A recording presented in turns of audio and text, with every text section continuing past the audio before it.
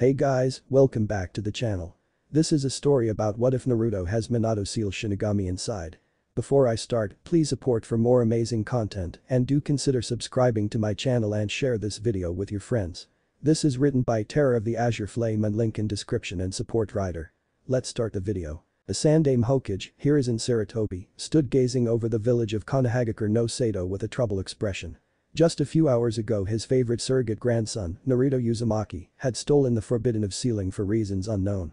He knew the young Uzumaki was pretty upset after failing the graduation exam, but this being his third failing he would have to drop out of the ninja academy and go through the regular schooling systems. However, he could not understand how Naruto had gained knowledge of the forbidden scroll in the first place. It was a little-known fact that the forbidden scroll of sealing was actually a Namikaze clan scroll, as it had been created by Minato Namikaze himself upon his ascension to the title of Hokage. Also, with the fact that Naruto was son of both Konoha's Yellow Flash and Kushina Uzumaki, the Crimson Death, it was actually his clan inheritance when he became of age. The death of Minato had taken a heavy toll on his heart, but he had no idea of the whereabouts of Kushina. It had been reported that she had died in battle after giving birth to Naruto, but her body was never discovered amongst the corpses in the aftermath of Kyuubi's attack. If Kushina had remained alive to take care of Naruto, things may have turned out differently. However, I still believe there were other factors in her untimely disappearance, but I can't prove anything even after all this time. Hiruzen thought. His thoughts quickly returned to Naruto as a small smile graced his features. He was one of a select few that was aware of the tremendous amount of untapped potential that Naruto possessed. It became apparent to him that Naruto was far more intelligent than he let, but chose to hide behind a mask of false happiness and fake smiles. He knew this because some of his most trusted Anbu had taken it upon themselves to train the boy when he was younger in the shinobi arts while he was in their care. Naruto's mask was a direct result of all the hate and anger that had been directed at him at a young age by the arrogant and ignorant villagers at a young age. The boy used his mask to deceive the civilians, as well as many shinobi, that he was no threat to them, by playing the role of a hyperactive, loudmouth idiot, which had even fooled him at one point. It pained his being that the villagers could not respect his successor. The Sandaime Hokage's wish that the boy be seen as a hero for his burden of being the Jinchuriki of the Kyuubi no Yako, by keeping the beast sealed away inside his own body. He understood that the villagers suffered a great loss of their loved ones, but their desire to kill the boy because of his burden was something he could never condone. He tried to protect the boy as best he could, but he could only do so much for one individual. When he had returned to office, the council had already stripped him of some his power, but luckily he had not delayed any longer to retain his former position. If he had, then he would have been nothing more than a glorified figurehead. He could not undo the damage that had been done, so what remained of his power was used to protect Naruto. He was grateful to those amongst the clan heads such as the Aburame, Akimichi, Hyuga, Inuzuka and Yamanaki, as well his loyal Anbu, that recognized the boy for who he was, even if they had no knowledge of his true legacy as the son of the fourth. However, there were many that infuriated him, such as Minato's student and son the White Fang, Tsukumo Haddock, Kakashi Haddock. The former Anbu captain could only see Naruto as the Kyuubi in human skin that took away his sensei and father figure. He was disappointed that Kakashi was no different than the villagers and kept him away from Naruto as much as possible. He had hoped that Kakashi would have supported Naruto and when time for him to become a genin came, would be able to advance his shinobi training, but his hopes were in vain. Hiruzen turned away from the window to return to his desk to where his viewing orb lay to check in on Naruto. He couldn't repress the shudder that passed through his frame as he recalled how Naruto had managed to escape with the forbidden scroll. If he hadn't returned to collect his pipe, who knows how long it would have been before he had learned of the absence of the scroll. He was ashamed to think that he, Hiruzen Sarutobi, god of shinobi, was taken down by Naruto's Warak no Jutsu, sexy technique. He was keeping in mind that what normal male wouldn't be knocked out by a major nosebleed after viewing a beautiful, curvy, and naked blonde standing before them. He was lucky he had only been out for only a few minutes, but Naruto had managed to create the ultimate anti-pervert ninjutsu. If we can recover the forbidden of sealing, then I will have to label that jutsu down as an S-rank kinjutsu. Hiruzen thought, tilting his hat to shade his eyes. Such a terrible jutsu that can bring any man to his knees, no matter how powerful that individual may be, will be devastating in the wrong's hand. That wish, bring a man to his knees in an instant. Shaking away such irrelevant thoughts, he searched the village for Naruto's unique chakra signature and was pleased that he was only just outside the perimeter of the village at the moment. Focusing on the orb, he brought up an image of Naruto in a clearing, and from the looks of it, he had been looking over the forbidden scroll for quite some time. It was at that moment, Iruka Yamino came across Naruto, and Hiruzen watched the following proceedings. Moments earlier, Naruto arrived in a small clearing just outside of the walls of Konoha, with the forbidden scroll strapped to his back. The young Uzumaki had been devastated earlier when he failed the genin exams for the third and final time. He had trained so hard to perfect the 3 basic techniques but couldn't perform the Bunshin jutsu because he always managed to overload his clones with too much chakra, which resulted in half-dead Bunshins. He had thought his dream to become Hokage was over when Mizuki-sensei had come to inform of a makeup exam. He had been suspicious at first since he knew that Mizuki had hated him because of the fox, but he had seemed to genuinely want to help him, so he gave him the benefit of the doubt. However, now that he thought about it, seemed rather strange that the old man had been shocked by his appearance in his office. However, the chance at finally becoming a genin had pushed all doubts aside and he charged straight ahead in order to reach his dreams. Upon arriving in the clearing, he immediately began looking over the scroll. "Okay, Mizuki-sensei said I only had to learn one jutsu from the scroll and I will have passed the makeup test," Naruto said, aloud. Upon seeing the first jutsu, Naruto had to resist cursing Kami for conspiring against him since the first jutsu was the Kage Bunshin no Jutsu, shadow clone technique. Bunshins were his absolute worst skill and it seemed he could never escape that horrid jutsu. He began reading over the description of the jutsu and quickly realized the difference in the Bunshin and Kage Bunshin. The Kage Bunshin no Jutsu is forbidden kenjutsu that create solid clones that are capable of direct contact. Kage Bunshins are exact copies of the user and are capable of performing jutsu, unlike the normal Bunshin jutsu. They are capable of independent actions based on the personality of the caster of the jutsu. Kage Bunshins require massive amounts of chakra which is then divided evenly amongst the user and number of clones generated. An interesting side effect of Kage Bunshins is that whatever the clones learn during their lifetime is transferred back to the user themselves. This jutsu is recommended for only jounin and above due to the high risk of chakra exhaustion that may result in death. Naruto read, mentally. Naruto cocked his head to the side as he contemplated the use of such an advanced technique before deciding to give it a shot. Besides, it only required a single hand seal and lots of chakra which he had plenty of. With that thought in mind, Naruto set out to conquer his most troublesome jutsu ever. 30 minutes later, Naruto stood in the middle of the clearing panting heavily after finally managing to complete the Kage Bunshin no Jutsu. He was about to store away the scroll when an idea came to him. Why should he just learn one scroll when he could learn as many as he needed while he had the scroll? He knew that his repertoire of jutsu was seriously lacking, so why not learn more? Pulling out a blank scroll that he normally used for planning out his pranks and began to copy as many interesting justice that he could before Mizuki arrived to grade him. It didn't take long to fill the scroll as he had picked up quite a few offense as well as defensive jutsu such as Kaiten, Kyoryuenden and Suiten. Sujin Heki. He had just finished copying the last jutsu and placing his scroll back into his pouch when a chakra signature drew his attention. He quickly rolled up the scroll and secured just as Iruka emerged from the trees and landed in the clearing. "Naruto, what were you thinking when you decided to steal the forbidden scroll? Do you have any idea how much trouble you have caused?" Iruka yelled, utilizing his famous big head jutsu. Naruto blinked as he cocked his head to the side to analyze Iruka before slapping on his mask. The Chunin instructor was surprised that Naruto didn't seem to show any signs of regret for his actions, and this worried him. "Hey, Iruka-sensei, since I managed to learn a jutsu from the scroll that means that I can become a genin, right?" Naruto exclaimed, excitedly. Iruka was taken aback by Naruto's statement. What gave Naruto the idea that this was some sort of makeup exam? Iruka took a quick once-over of Naruto. "It does look like he has been training this entire time, but what's really going on? I better just ask him and find out what he knows." "Naruto, who told you could become a genin by learning a jutsu from the forbidden scroll?" Iruka inquired. "Mizuki-sensei told me that if I learned at least one jutsu from the scroll then you would let me graduate and become a genin. I already learned this really cool jutsu, so doesn't that mean that I passed the test?" Naruto replied with a foxy grin. Why would Mizuki tell Naruto something like that, and I don't sense that Naruto is lying, so why Yuka's thoughts were cut short by the sound of objects coming towards them. The quick flash of steel revealed several kunai on a direct course for an unsuspecting Naruto. Acting purely on instinct, Iruka tackled Naruto to the ground, but in the process the kunai lodged themselves into his back, drawing a pained gasp from the brown-haired Chunin. Naruto let out a grunt as he landed on his back and turned wide eyes onto Iruka was hanging above him with a pained grimace on his face. The blonde found himself confused, but a voice quickly drew his voice to a new arrival. "Iruka, I don't know why you chose to save the brat, but it doesn't matter now," Mizuki said, from a tree branch. "Naruto, give me the forbidden scroll." Naruto was even more confused. "Hey, Mizuki-sensei, why did you attack Iruka-sensei like that? Is this part of the test as well?" "No, Naruto, this isn't some sort of test. Mizuki tricked you into stealing the forbidden scroll for him," Iruka said in a strained tone. "What do you mean?" "So, this means that I don't get to pass and become a genin?" Naruto said in disbelief. Why do you think I would want to help you, demon brat? Mizuki said then, smirked.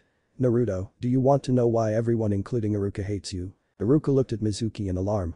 Mizuki, you mustn't tell him. It's because you are the Kyuubi no Yako that attacked the village 13 years ago, and that's why everyone hates you. Mizuki sneered. Naruto's eyes widened in shock. Why wasn't I ever told any of this? It's quite simple because the Hokage knew that if you remembered who you were then you would seek revenge for being turned into a human. However, I'm not going to give you a chance since I'm going to kill you here and everyone shall praise me as a hero. Mizuki said as he gripped one of the few shurikens attached to his back. Iruka struggled to his feet. Naruto, take the forbidden scroll and get out of here. Naruto slowly got to his feet but made no attempt to move. Mizuki saw this and immediately threw the giant shuriken at the shell-shocked blonde. Iruka quickly pushed Naruto away as he dodged the deadly projectile.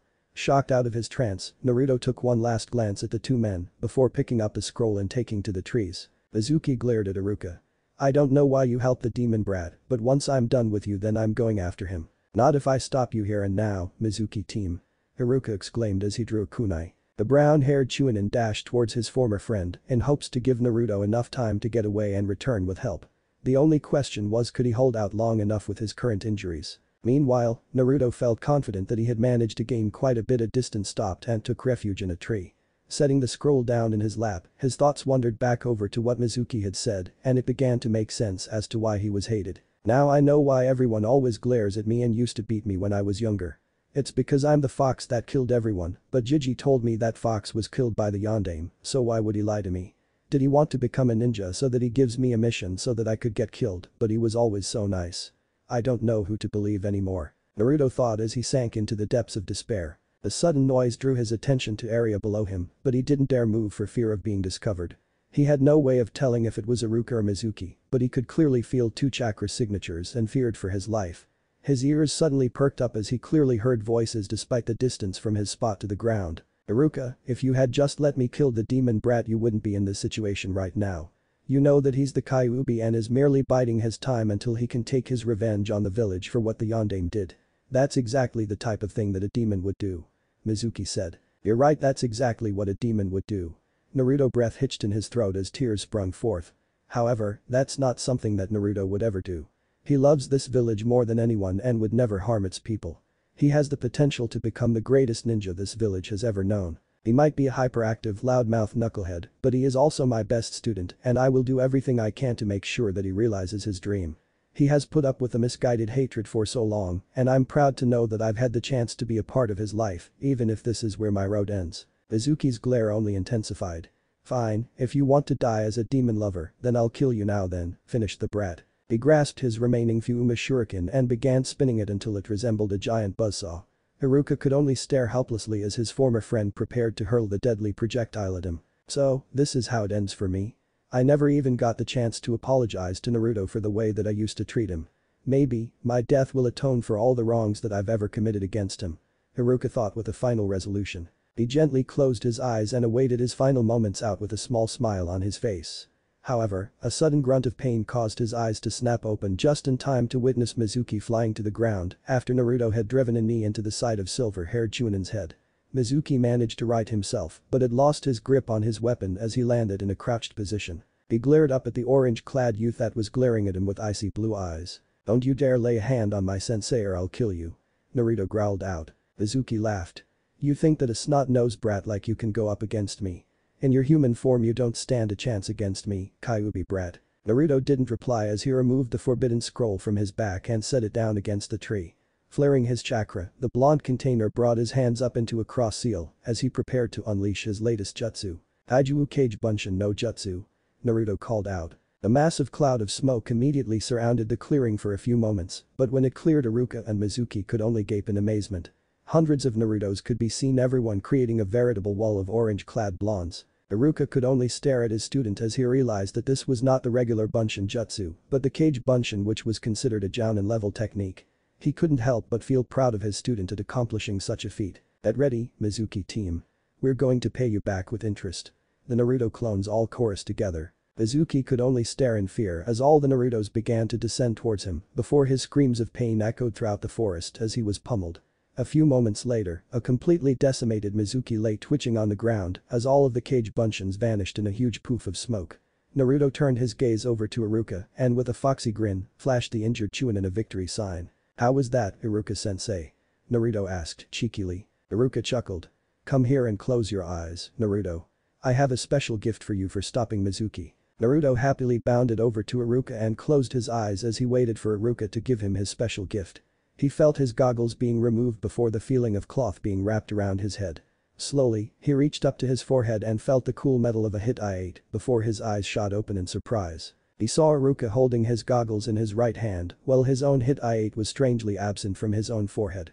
He couldn't stop the face-splitting grin that overcame his expression as Iruka smiled back at him. "Congratulations, Naruto.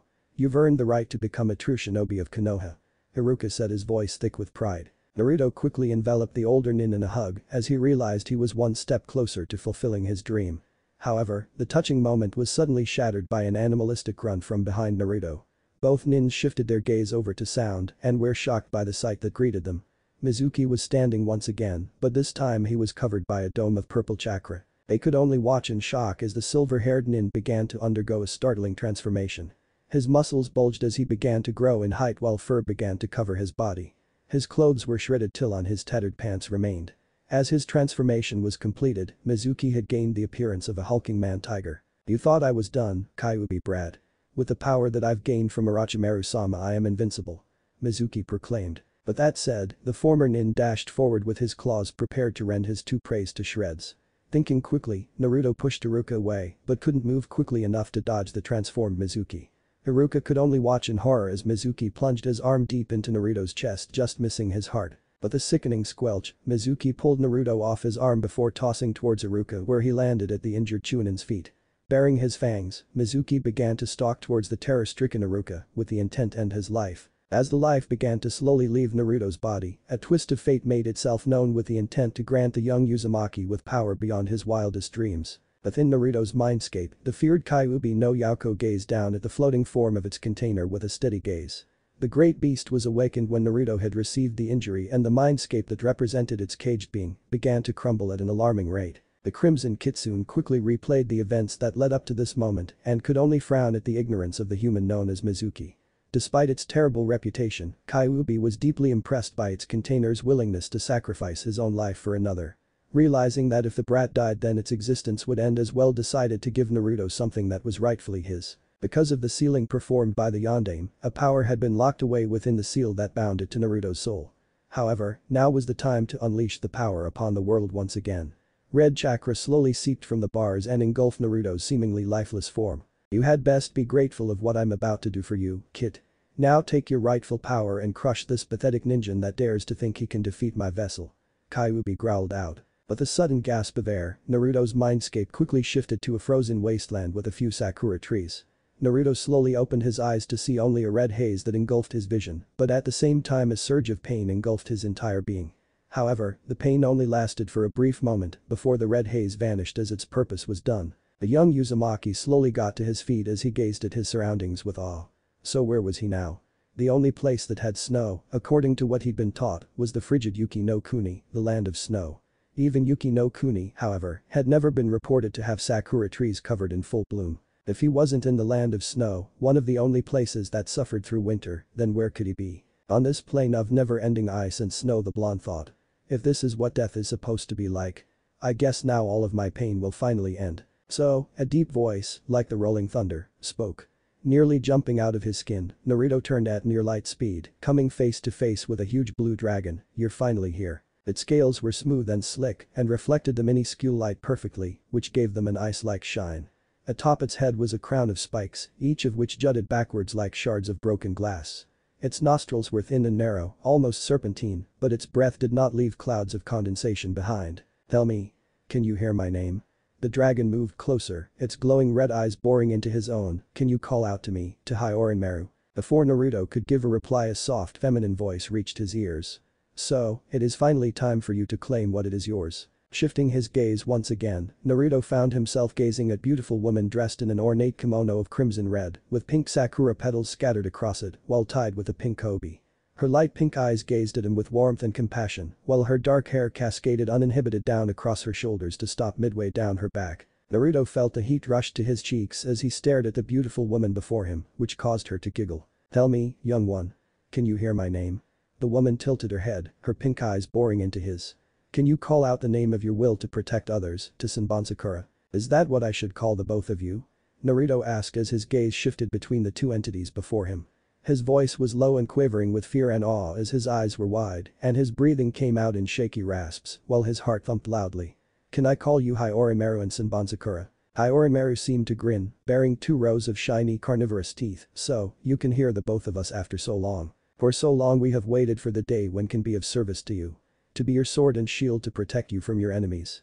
Senbon Sakura said as she moved closer to him. Naruto could only stare as the dragon and woman came to him then, he felt warmth permeate his body as the woman embraced him from behind to rest her chin atop his own head.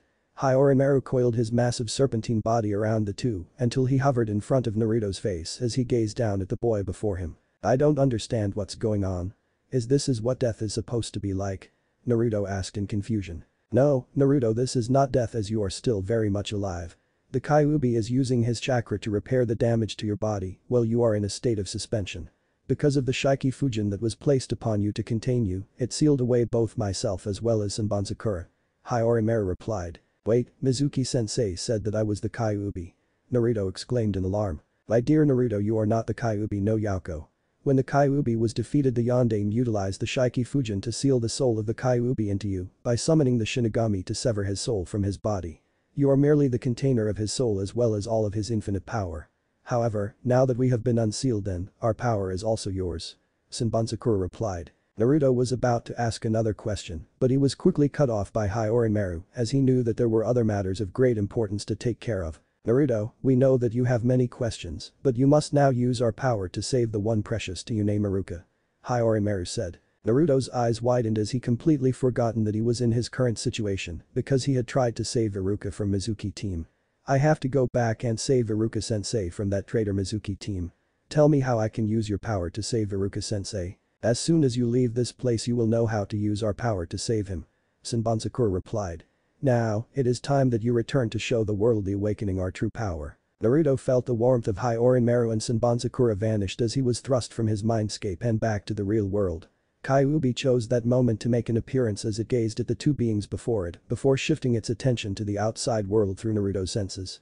The very foundation of the shinobi world was about to be thoroughly shaken up by Naruto's ascension to power. In the real world, Mizuki was almost to Iruka when a sudden pressure filled the clearing, making it hard for him to move. Iruka was also feeling the pressure and had a great difficulty in breathing. However, his eyes were wide with shock as he saw the unbelievable happening right before his very eyes. Naruto had stood back to his feet and was slouched forward with his head hung low. A deadly wound in his chest was rapidly closing until it left only unmarked skin. Both men could only stare in disbelief as the formerly dead blonde was standing before them as if he not just been at death's door. Slowly, the blonde raised his head to glare at the transformed Mizuki as the pressure was steadily beginning to increase. With a sudden jerk, Naruto threw his head back as a scream was released from his throat and his form was engulfed by white light. When the light died down, Naruto stood before the two now holding twin swords in his hands. The sword in his right hand had the hilt was wrapped in azure cloth and the cap at the bottom appeared to be made of some sort of bronze or perhaps even gold. The handguard just beneath the blade was made in the design of a 4-pointed star, also appearing to be composed of gold.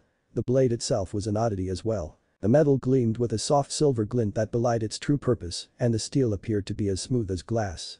Unlike the standard ninja sword, like a Kodachi or a ninjato, the blade had majestic curve to it and was quite long. It seemed to be the size of an ordinary katana, which was a big sword for someone of Naruto's stature. The sword in his left hand had the hilt wrapped in a light pink cloth with a cap that also appeared to be made of bronze or gold material. The handguard was made in the design of a square with 4 L-shaped holes, also appearing to be gold. The blade was also an oddity in the same fashion as the first sword that gleamed in the moonlight with a soft silver glint. Mizuki quickly got over his fear as he glared at the blonde. So, you still think that you can stand against me, Kyuubi brat? Even with those swords they are nothing more than toothpicks compared to power I've received from Orochimaru-sama. Naruto could feel the indignation come from both Hyorinmaru and Senbon Sakura and their demands to strike Mizuki down for his insults. He gazed upon Mizuki and for a moment the transformed nin felt a tremendous pressure upon his being that took his breath away. The pressure soon vanished as Naruto his left hand to bring the sword vertically before him as a sudden command came to his mind. Fire, Senbon Sakura. Naruto exclaimed. Scatter, 1,000 cherry blossoms. Iruka and Mizuki could only watch in amazement as the blade began to glow a brilliant pink before the blade slowly dissolved into thousands of slender petal-like blades. The blades were mostly invisible to the eyes of both nins, so there appeared to be only a few pink petals that swirled around Naruto in a protective manner. Mizuki quickly got over his shock as he once again sneered at Naruto. "Well, isn't that a pretty little light show, and here I thought I was going to see some of the power of the great Kyuubi no Yako before I killed you. I guess I'll just hurry and finish the both of you so I can get out of here with Scroll before the others arrive," Mizuki said as he charged Naruto. A smirk appeared on Naruto's face, and with a single mental command, the deadly blades of Senbonzakura shot towards the charging man tiger. Mizuki paid them no mind as he completely dismissed the threat that they posed and ensured his imminent death at Naruto's hands. Mizuki's mad charge was quickly halted as the petals began to slash into him before he was engulfed a wall of pink petals. When the wall of petals receded, there was nothing that remained of the traitor Mizuki, except for a few bloodstains that littered the ground. With its purpose fulfilled, the petals reformed into a blade as Naruto dropped his hand to his side. The consequence of Mizuki's death quickly overcame him as he dropped to his knees and deposited his lunch onto the ground. Having finally gotten over his shock, Iruka painfully shuffled over to Naruto before placing a comforting hand on his shoulder. Naruto looked at his brother-father figure with a haunted look in his eyes. "Iruka-sensei, I killed Mizuki-sensei," Naruto said in a haunted tone. "I really am the Kyuubi just like everyone thinks I am. This is a dilemma that all shinobi face," he started in the kindest, most comforting tone he could gather. "We ask ourselves whether the killing we do was right, should we have taken a life? Know this, there is very little black or white in our world. You are not a monster, you killed a traitor that threatens our very way of life, you didn't just kill, you protected. You didn't kill indiscriminately, for pleasure. You drew no pleasure from the fact that you killed. It never gets any easier, but you learn to steel yourself. You are worried about what you felt when you killed Mizuki team. Don't forget the feeling of regret that you feel because you're human. For the day you stop feeling anything for the people you kill, you will stop being human and become a true monster." Naruto visibly calmed at his words, considering this piece of wisdom and accepting it as the truth. He was also reassured by the spirits of his blades that he did the right thing, which caused a smile to grace his features.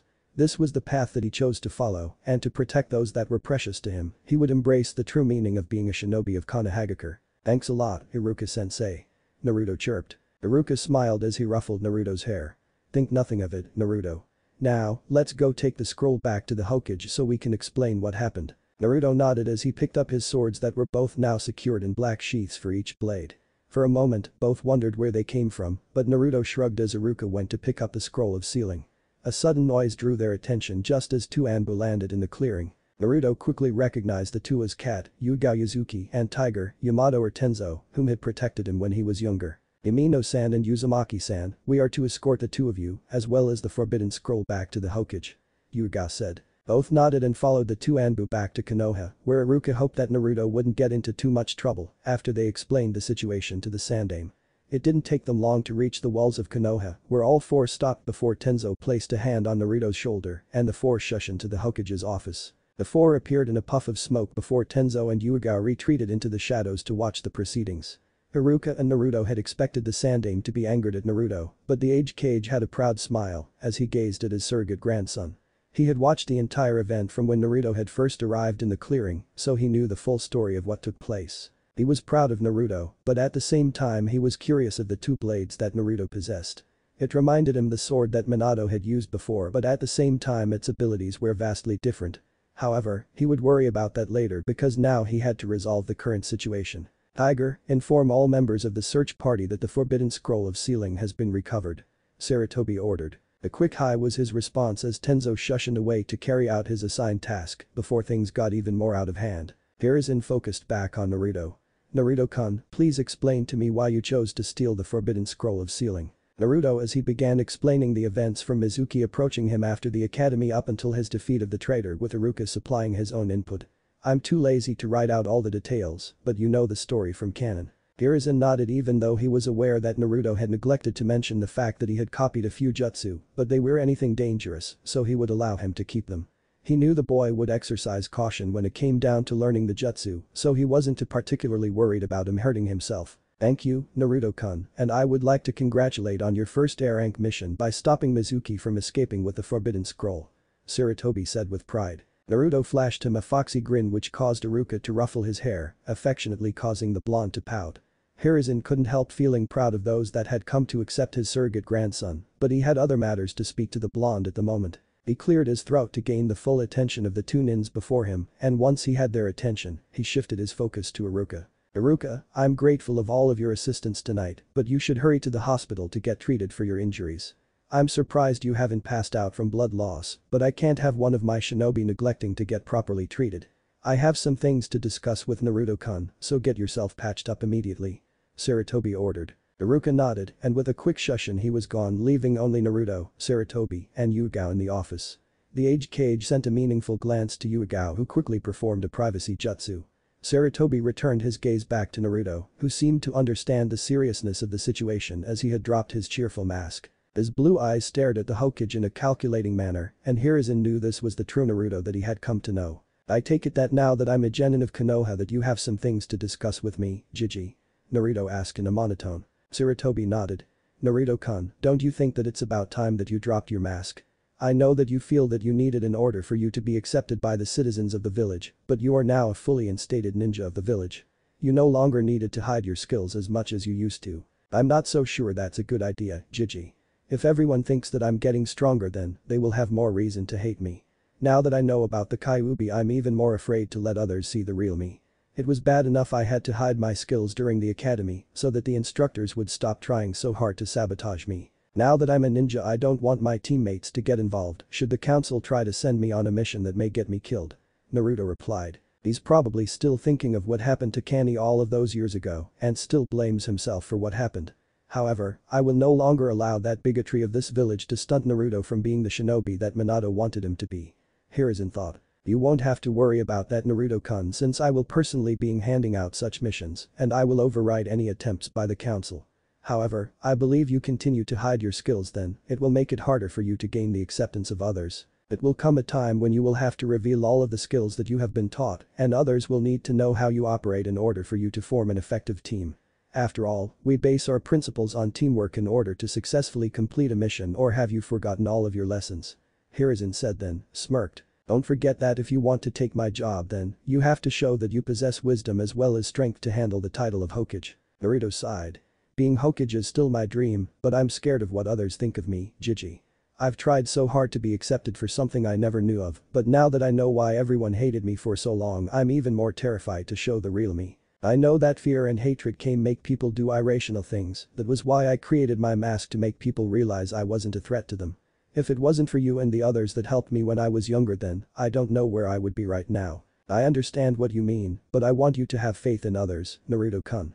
After all, you can't go through life by yourself if you truly want to survive long enough to reach your dreams.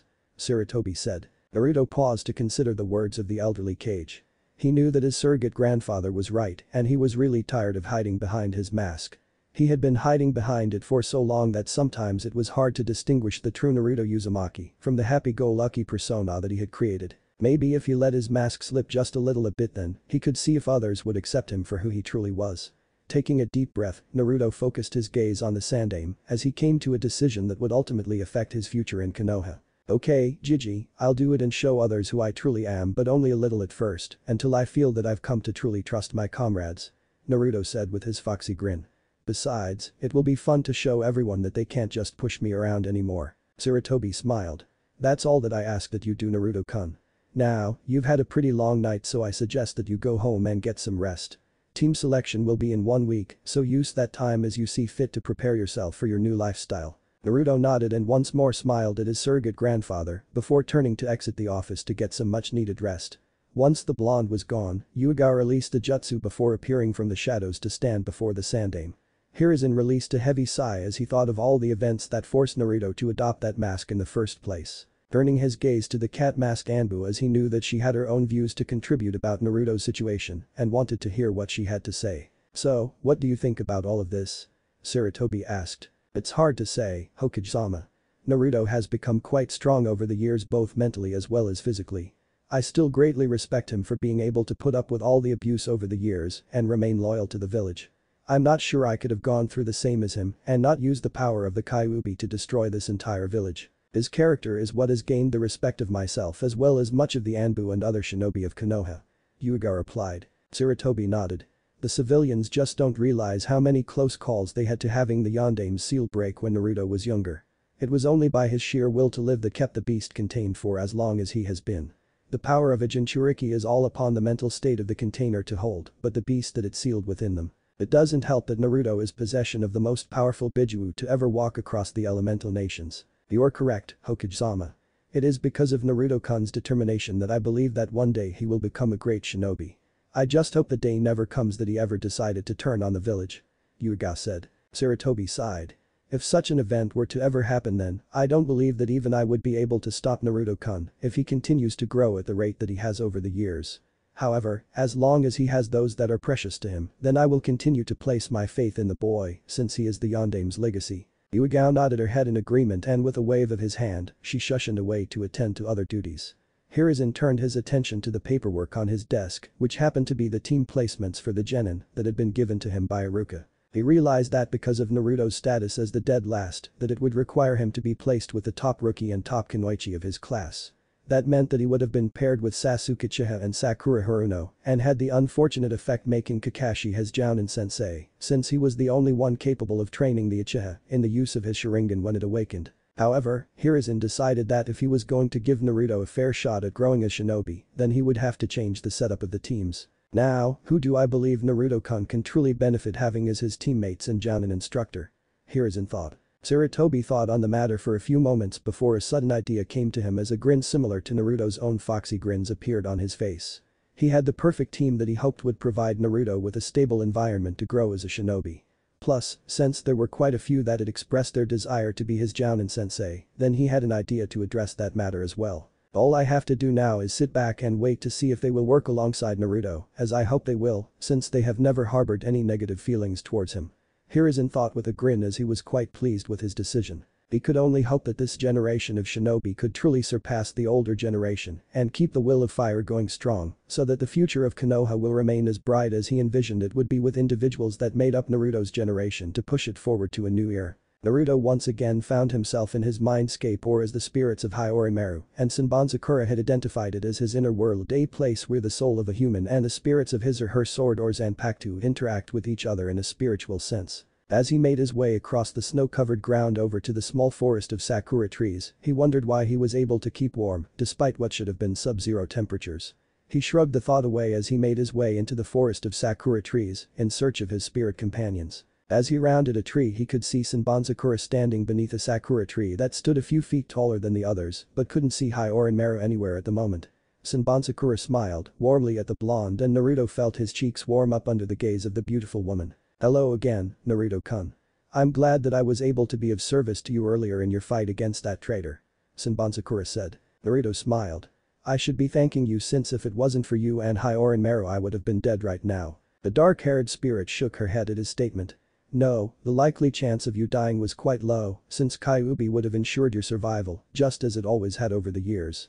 After all, Kyuubi was able to protect you when neither I nor Orochimaru could use our power to aid you. Despite its fearsome reputation, Kyuubi has granted you with the ability to heal from almost any wound, thanks to the Yauki that flows through your chakra pathways. What exactly do you mean by that? The blonde asked, tilting his head to the side. By being the container of a Biju you are granted certain abilities that are unique to each Biju.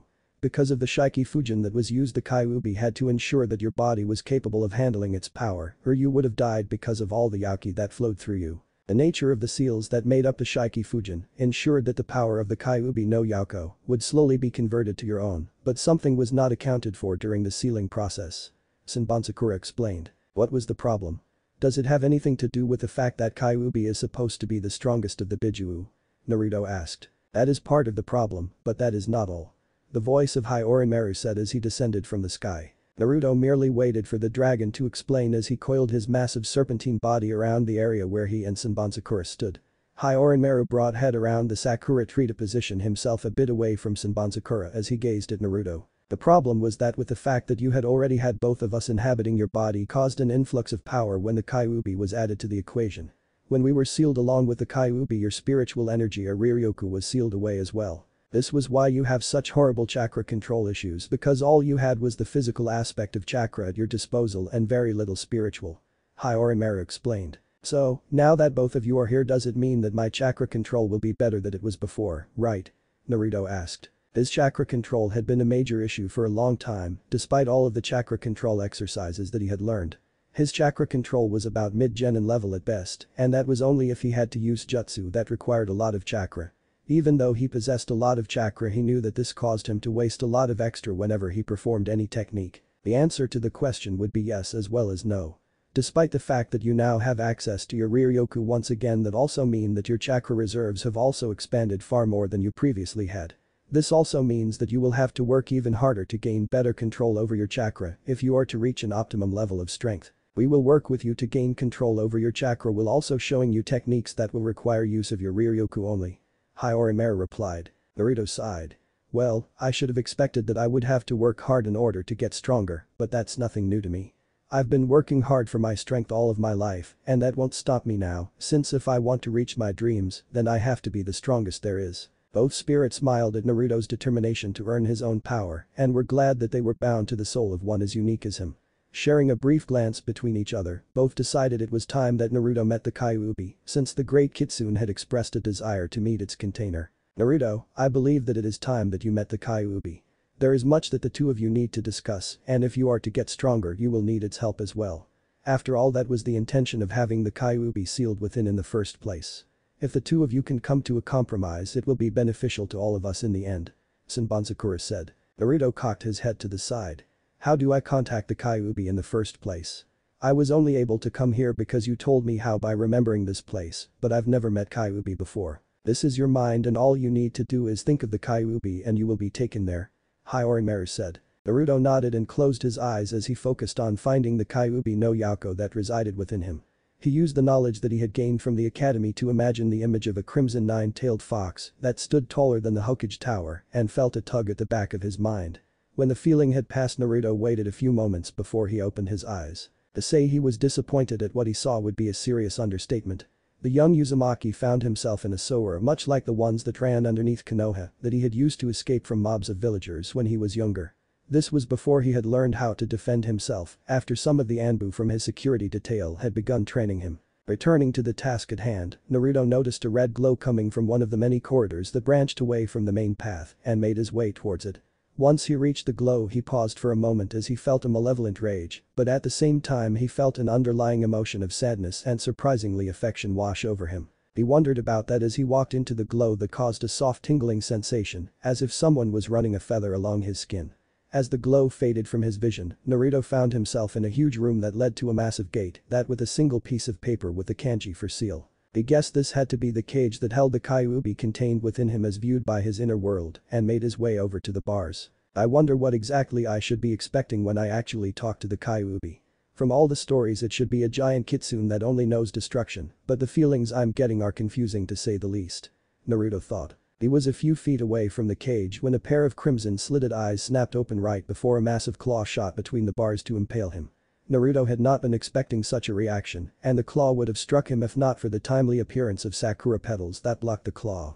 As the claw was repelled, Naruto felt a pair of slender arms encircle his frame, as well as an ample set of mounds press into his back, causing him to blush. Senbonzakura held Naruto close as a frown marred her otherwise gentle features as she gazed into the darkness of the cage. A moment later, Orochimaru also appeared coiled around Naruto as he hovered in a protective manner of his chosen partner. Naruto was grateful that the two were still here with him, while at the same time chastised himself for letting his guard down against the Kyuubi. So, my container finally decides to grace me with his presence. What is it that brings you here to see me, kid? Kyuubi's deep voice echoed around the room. You stupid fox, what was the big idea trying to attack me just now? Unless you forget, if something happens to me then, you're gone as well. Naruto snapped. He really didn't like how Kyuubi seemed to be talking down to him. You dare to speak to me in such a manner, ninjin. Unless you have forgotten, it is only because of me that you are still alive till this day, since your so-called partners could do nothing till after your near-death experience. You should be grateful that I even put forth the effort to keep you alive in the first place. After all, I am the Kyuubi no Yako, and you would do well to remember that. Kyuubi's angry growl caused the room to shake slightly. Naruto was quickly becoming fed up with those that seemed to think that they were somehow superior to him. It was bad enough that the villagers treated him like he was no better than the dirt they walked on, and now Kyuubi was about to be added to the long list. I don't really care who are. You seem to forget that because of you attacking the village and being sealed in that all my problems started in the first place.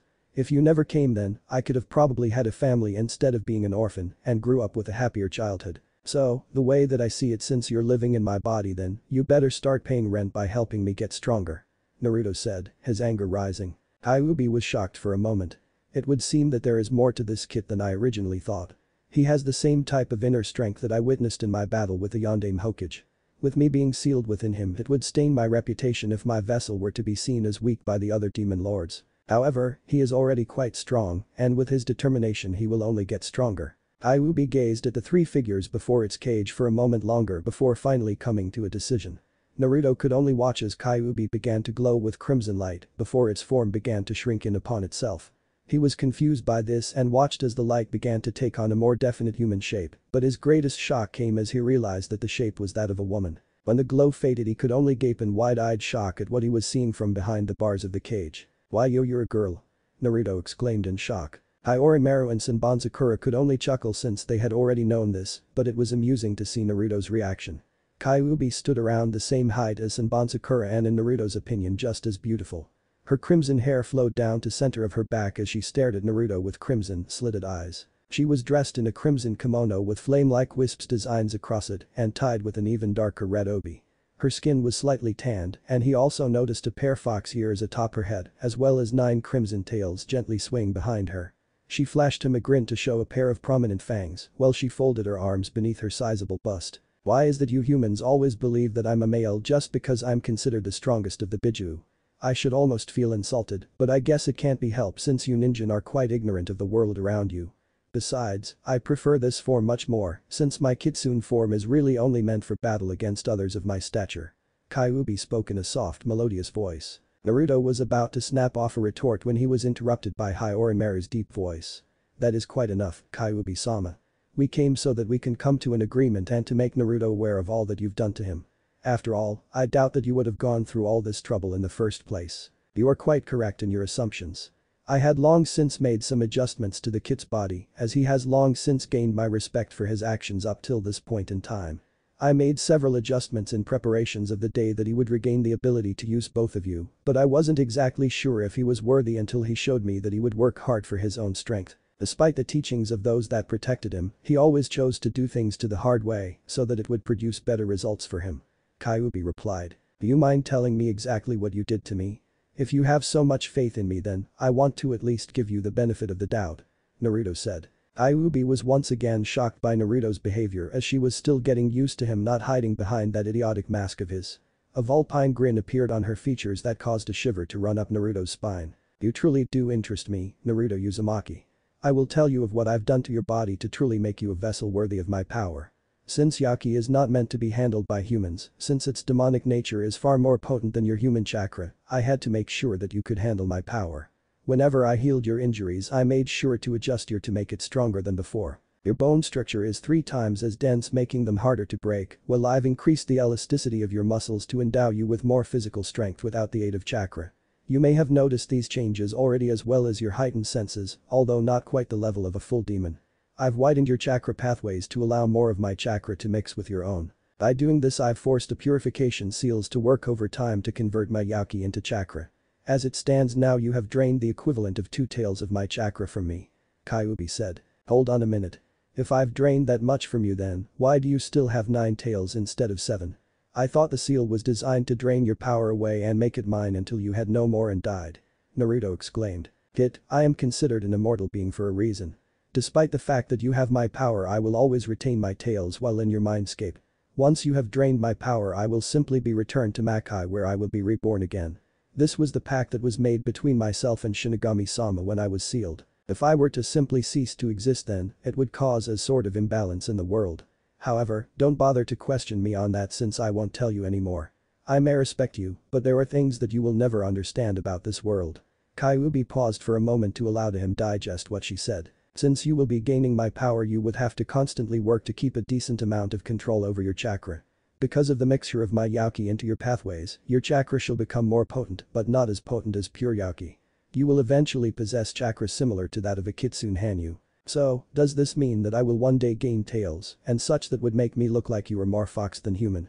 Naruto inquired. You will gain tails, but not until you perform a certain ritual which I won't perform until you have gained about 4 tails worth of my Yauki.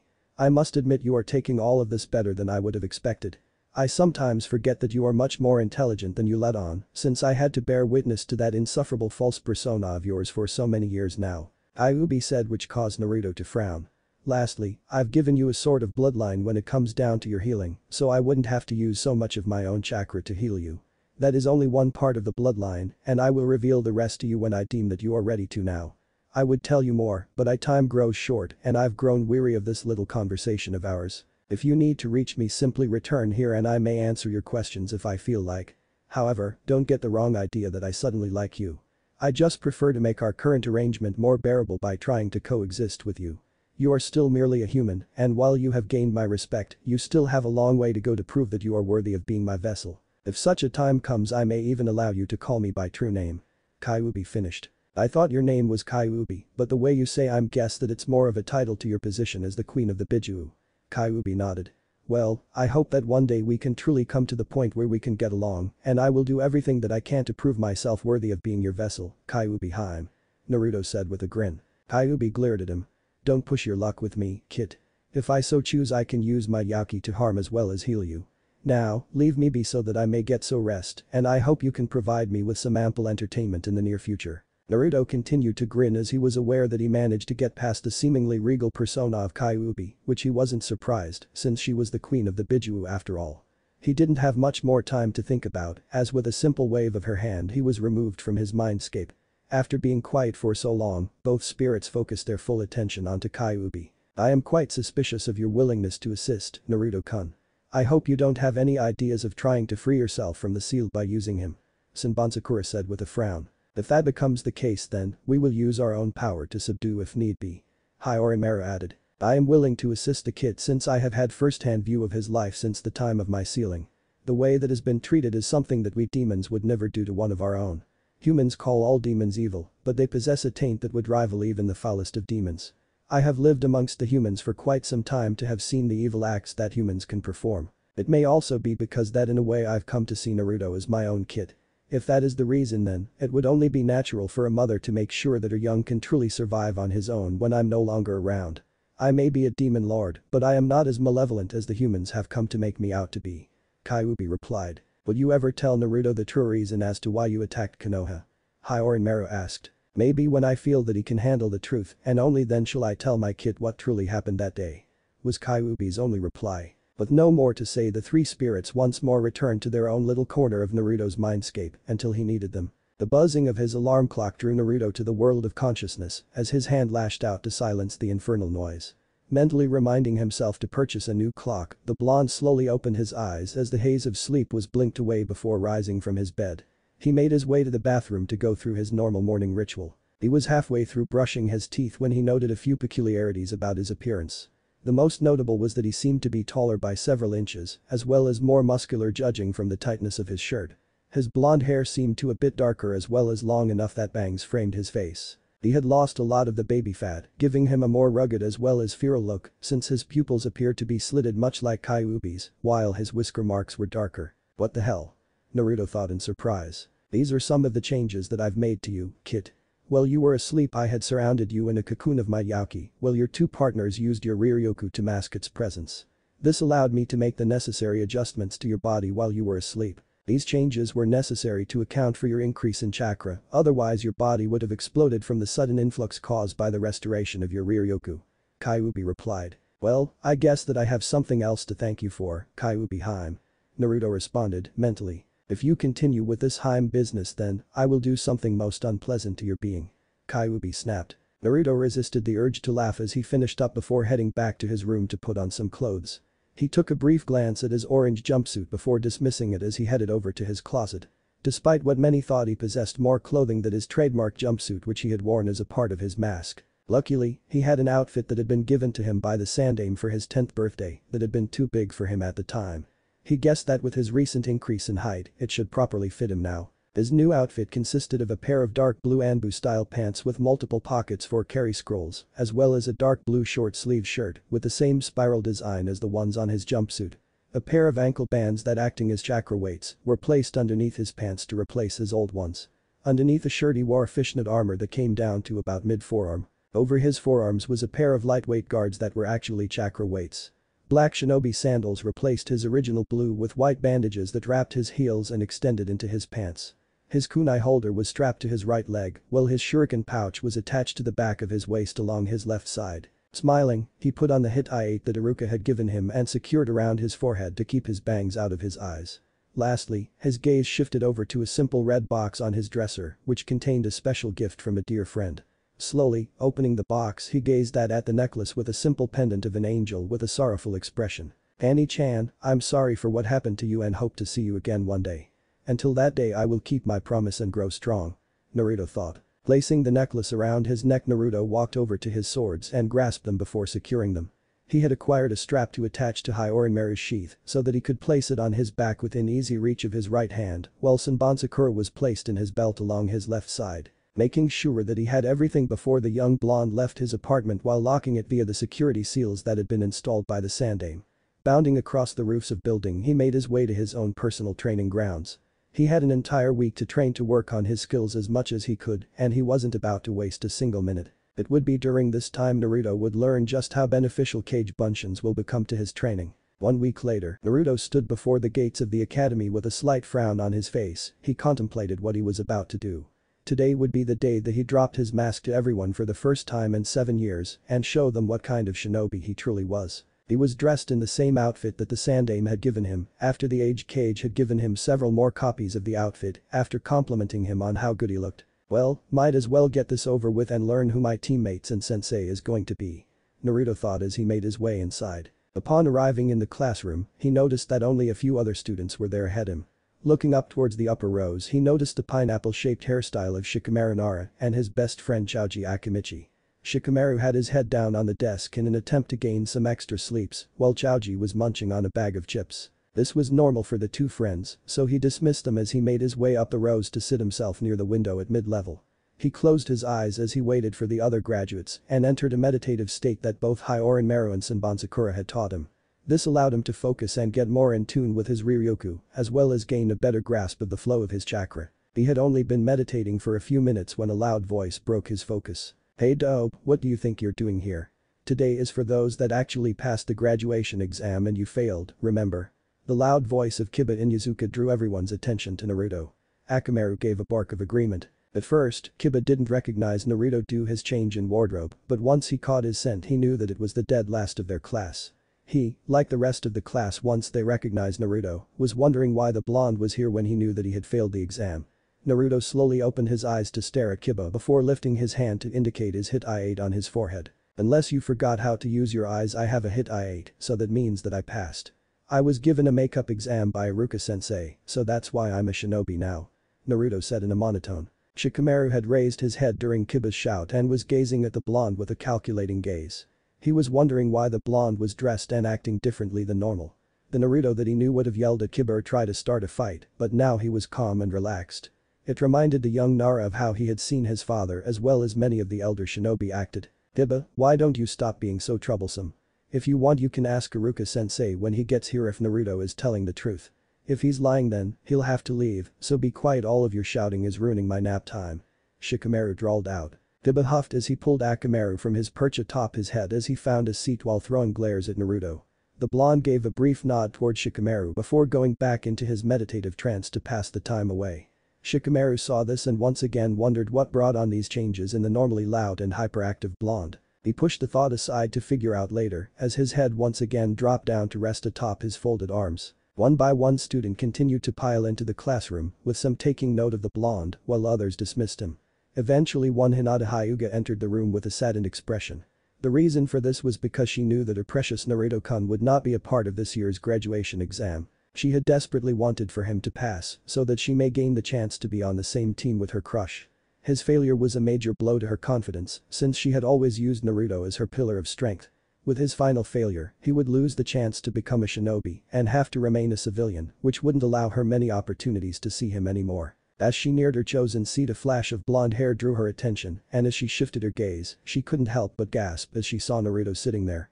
A bright crimson blush appeared on her face as she gazed at her crush sitting on the opposite side of the room. He was dressed differently than before. She could swear that he appeared to be a bit taller, but he seemed to be even more handsome in her opinion.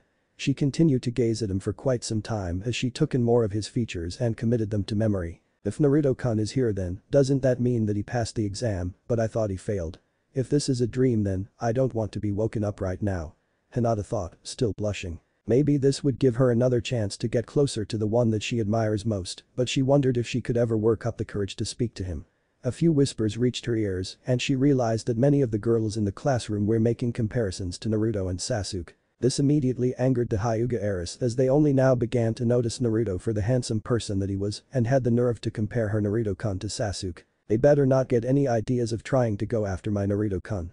Hinata thought angrily. Her blush increased to a new level as she realized that she had thought of Naruto as hers and with great effort resisted the urge to faint. Quickly taking a seat, she tried to focus her thoughts away from the handsome blonde, but it was all futile as her thoughts quickly became perverted. If anyone had been looking at the pale-eyed girl they would have noticed her wiping away a minor nosebleed. She was saved any other form of embarrassment as she heard a low rumble coming down the halls and knew of only two people that could be the cause. Ino Yamanaka and Sakura Haruno, co-founders of the Sasuke Uchiha fan club and best friends turned rivals for said boy's attention. A moment later, both girls were both trying to force their way into the classroom at the same time. "Ah, I made it first Ino pig, so I get to sit by Sasuke-kun," Sakura proclaimed. That real, billboard brow. "My toe beat you by a whole centimeter, so I'm the one that's going to sit next to Sasuke-kun." Ino snapped back. "What did you say, Ino pig?" Sakura hollered. "You heard me, billboard brow." Ino replied. "Ino pig. Billboard brow. Ino pig. Billboard brow." The class groaned as the two girls continued to argue as they made their way over to where the Uchiha was sitting. Still in his meditative trance was unaware that Sasuke had taken the seat to his left that placed him directly by the window. The raven-haired youth had used Naruto's position to block off any attempts by his fangirls to sit next to him. The problem was that he knew that when it came down to Sakura the blonde would instantly do whatever she said. He had noted Naruto's change in appearance and already knew why he was here after overhearing some of the other students talking about him. Despite the changes the blonde seemed to have made in his wardrobe, Sasuke still disregarded him as mere annoyance in his presence. At one point in time he had wanted to consider Naruto a rival, but after having witnessing his pathetic skills, he decided against that. If he were to consider Naruto a rival then, he would only get weaker by competing against such an unworthy opponent and never get strong enough to defeat Itachi in order to avenge his clan and regain their honor. Noticed the arrival of his most annoying fangirls, Sasuke schooled his features into his trademark mask of indifference as he stared straight ahead at the blackboard. Ino and Sakura made their way up the steps and stopped at the row that Sasuke was sitting at. Upon noticing that Naruto was sitting between them and her goal, Sakura grew angry at the blonde as she completely disregarded Naruto's change in attire as an attempt to be cool like her Sasuke-kun. Ino, on the other hand, took note of Naruto's appearance and a memory came to her of a younger Naruto before he began wearing that hideous orange jumpsuit and became a loudmouth idiot. The Naruto from then was one that didn't back down from anyone and had befriended both her and Sakura before the two had begun their rivalry over Sasuke. It was this Naruto that she had gained a crush on because of his bad boy behavior, but it ended when he changed. This was also the reason why she tried for Sasuke, since he reminded of that Naruto only with a lot of angst. "Naruto, move out of the way so that I can sit next to Sasuke-kun," Sakura demanded. But Naruto made no reaction that he had hurt or caused everyone to be shocked by his actions. They were all aware of the major crush that he had on the pink-haired Haruno and would do anything that she said, as if he were her little puppy. If they only knew how much that had been a part of his mask that he had chosen to get rid of they wouldn't have been surprised by his next actions. Since Naruto made no move to get out of her way, Sakura decided to handle Naruto in the same way that she always did when he tended to annoy by using violence. Rearing back her fist. "I said move out of my way, Naruto baka." She as well as everyone else was surprised when Naruto's right hand shot up and caught her fist, but even more surprising was the fact that his hand didn't move upon impact or that his eyes had remained closed the entire time. Not seeming to notice the reactions of his fellow classmates of his sudden action against the pink-haired Kunoichi, Naruto addressed Sakura. "What makes you assume that I should move just because you tell me to, Haruno-san? I was here before Sasuke and it was his decision to sit by me, not mine." His eyes slowly opened to regard the girl. "I can see that there are plenty more seats for you to take, so I suggest that you leave me alone. I'm not going to move from the seat and if you try to hit me again I will make you regret it for your foolishness," Naruto said in his monotone. Sakura was totally shocked that her puppy wasn't listening to her and had actually threatened her while nor calling her Sakura-chan like he always did. This was not the way things were supposed to be between her and Naruto Uzumaki. He was supposed to always listen to whatever she said and be there whenever she needed to vent her frustrations of make her feel better about herself with his declarations of love for her. Since so many of her classmates tended to pick on her because of her larger than average forehead, it was the attention that Naruto gave her that gave her the confidence to face each day. Her shock slowly faded away to become anger that Naruto would dare do this to her and once again raised her hand to hit the blonde. It was at that moment that many came to the realization that this was not the Naruto that they had attended school with them for the last 6 years. In the blink of the eye, Naruto had stood and with amazing speed and moved behind Sakura to catch her fist while it was still reared back. Everyone was once again shocked since none of them had even seen the blonde move, as with a mere blink of an eye he was behind Sakura. Sakura whirled around to hit him with her free hand, but this hand was also caught mere inches away from his face. "Let go of me right now, Naruto Baka, before I make you regret it," Sakura said, angrily. Naruto didn't release her as he moved his hands to bring Sakura's hands closer to her body until he held them in a cross position against her chest as he uncrossed his. He peered down at the girl that was now shorter than him after his growth spurt, which a lot of the others noticed and wondered how he had grown so much in just a week's time. Leaning forward until his face was a mere few inches from hers as she began to blush as she got a close-up look of his new features and was nervous as she noticed his now slitted pupils. "I regret very few things in my life and you're no threat to me, Haruno-san. I've warned you already and I'm giving you another chance to move along before I end up doing something to you that I will most definitely enjoy in order to show you your place. You may think that I have some sort of crush on you, but I can assure you that was never the case. After all, you were the one that cast me aside when we were younger to chase after the emo king, so why would I still care about someone as pathetic as you?" Naruto said. Sakura felt tears begin to build at the corners of her eyes at Naruto's words. She knew that she had threw Naruto's friendship away when they were younger, but because of the way he continued to act, she thought he had gotten over it. She turned her gaze away from him since she didn't want him to see how much his words had hurt her. Naruto didn't seem to care as he released her arms and pivoted on his heels as he moved to the opposite side of the room to get away from the pink-haired banshee.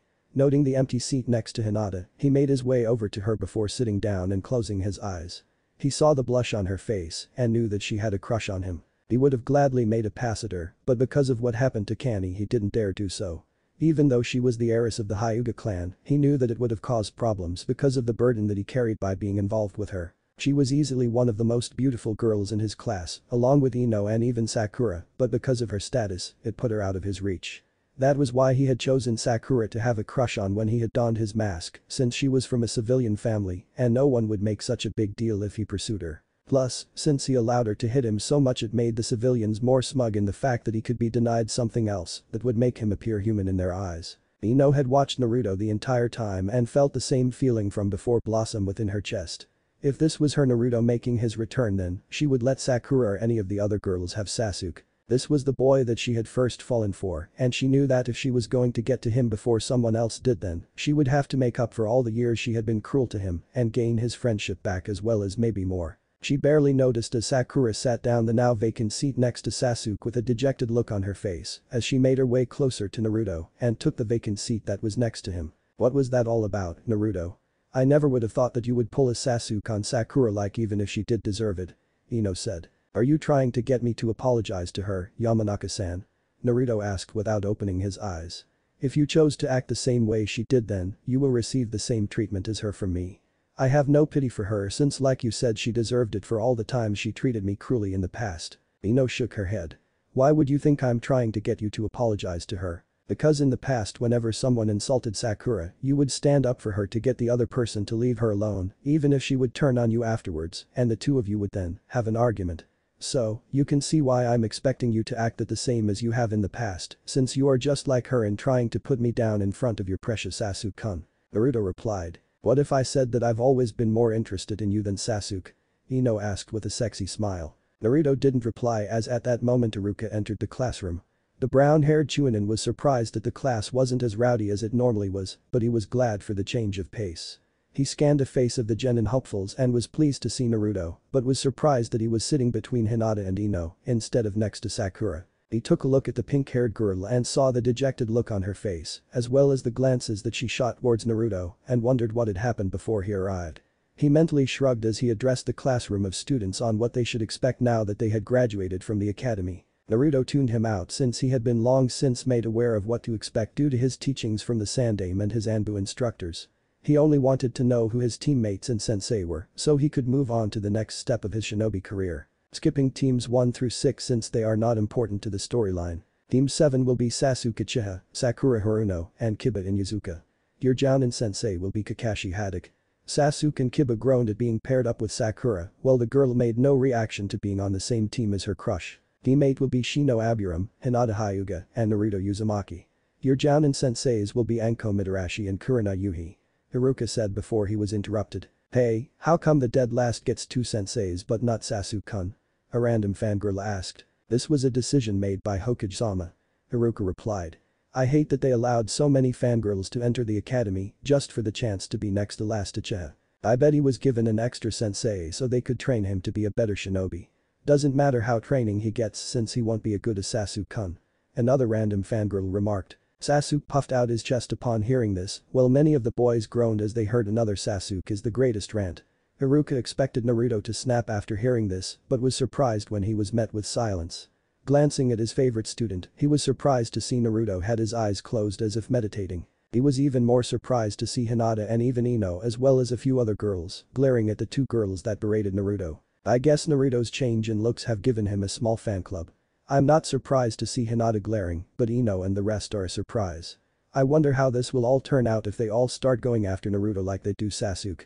Haruka thought with a chuckle. As I was saying, there will be no Team 9 since they are still in circulation from last year, and finally, Team 10 will be Choji Akimichi, Shikamaru Nara, and Ino Yamanaki. Your Jounin sensei will be Asuma Sarutobi. Haruka said. I wish all of you good luck and I am proud to have been able to teach each one of you. Take a 1-hour lunch and return here to meet your new senseis. Students began to file out as many made their way to the roof to converse with their new teammates. Naruto got up and shifted his gaze over to Hinata, who was blushing while poking her index fingers together before looking over towards Shino. The silent boy was facing away from them and was waiting for everyone else to leave before he made his own exit. Come on, Hinata-chan. I want to invite you and Shino to join me for lunch at Ichiraku Ramen. Naruto said as he flashed her a foxy grin. Hinata could only nod since she was still blushing over the fact that she was going to be on the same team as her crush. With all the chances that they would have to work together, she could only hope that she would be able to work up the courage to confess her feelings to him. However, all thoughts of her future with Naruto came to a screeching halt when he suddenly grabbed her hand. But that simple contact, all of the blood rushed to her head and she began to sway on her feet. Luckily, Naruto knew of her fainting spells and now without his mask, he could act normally around her. Before Hinata could fall he had managed to scoop her up into his arms and held her bridal style. Unfortunately, that was the final stimuli needed to push Hinata into the blissful realm of unconsciousness. Naruto could only chuckle at the grin that Hyuga Eris was now sporting and could only imagine what the girl was thinking about at the moment. He could hear the melodious giggle of both Kyuubi and Senbonsakura echoing in his head and could only help but think of how cute all of her shyness made her. He was glad for all the lessons about relationships he received from the female Anbu that had taken time to help with his training over the years. Lifting his gaze away from the girl in his arms, he found Shino staring at him with his hands jammed into the pockets of his oversized coat. Making his way over to where his teammate was standing with a grin plastered on his face. Since we're teammates, how about you join me and Hinata for some ramen at Ichiraku so we can get to know each other better? Naruto said. Shino nodded. I agree with your logic and would like to get to know both of you better so that we may establish a bond of trust. Since we will most likely having to place our lives in the hands of each other in the near future, it would be best. I am also very curious in your change in behavior and my Kikai say that your chakra is different as well. I'll tell you about it over lunch, so let's hurry so that we can get back in time. Naruto replied as he began to walk away still carrying Hinata. The Aburam followed his new teammates and it only took them a few minutes to roof hop to Ichiraku. Hinata was finally awakening when they arrived and blushed once again when she realized that Naruto was carrying her. She could easily feel the toned muscles of his arms and chest as they held her lithe body against him. I can't believe that Naruto-kun is holding me like this. Come on, don't faint again, Hinata. If you keep fainting then, Naruto-kun will think that you're some kind of pervert. Hinata thought as she managed to calm herself with several deep breaths. Glad to see that you're awake, Hinata-chan. Naruto said with a smile. Thank, why you, and na Naruto-kun, I'm fine and now. Hinata replied still blushing. Well, I'm glad that you're alright and hope you still want to join me and Shino for lunch, Haim. Naruto said. Hinata's blush deepened by several shades as she took several deep breaths in order to remain conscious. Naruto-kun called me Haim. If I was brave enough I would hug him and kiss him right now, but I would probably die of embarrassment if I were to do that now. Hey Naruto, who's your little girlfriend? The loud boisterous voice of Tucci called from the ramen stand. Naruto placed Hinata onto her feet, much to the displeasure of the lavender-eyed girl, as he turned to meet one of his precious people.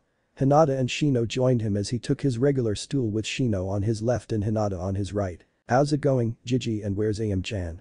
Naruto inquired. "Everything's just fine now that my number one customer is here and AM should be in the back at the moment."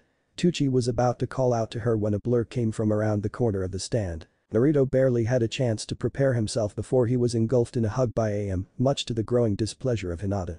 Shino's hive was buzzing as the telltale sign of anger could be felt rolling of the Hyuga heiress and shifted a bit uncomfortably. If she suddenly decided to attack the ramen waitress then, he was going to make sure that he was well out of her way. "Naruto-kun, where have you been for the past week? I was worried that something might have happened to you." AM asked as she released him. "Sorry about that, Ni-chan. After I passed my genin exams I decided to use the week off to get in some extra training before team assignments. I went to my private training ground and didn't usually come home until late." Naruto replied. "Well, since you're here, what can I get for you and your friends?" AM asked as she made her way back into the stand. "I'll have 5 beef ramen, 5 miso ramen, and 2 teriyaki ramen." Naruto replied. "I'll have 1 bowl of miso ramen." Shino replied. "Oh no, I'll have a bowl of chicken ramen, please." Hinata added. Tucci nodded as he began preparing their orders. AM leaned over the counter as she gazed at the 3 before and gave a smirk when she noticed the blushing Hinata throwing glances at her surrogate little brother. "So, are you going to introduce me to your friends, Naruto-kun?" AM inquired. "These are my new teammates, Shino Aburam and Hinata Hyuga, and these are 2 of my precious people, AM Ni-chan and Gigi Tucci." Naruto replied as the 4 greeted each other. "I'm glad that you finally managed to graduate, Naruto-kun. If I had known I would have gotten together with Tausen and gotten you a graduation gift. When you didn't show up all last week I thought something had happened and you were never home when I checked by your apartment."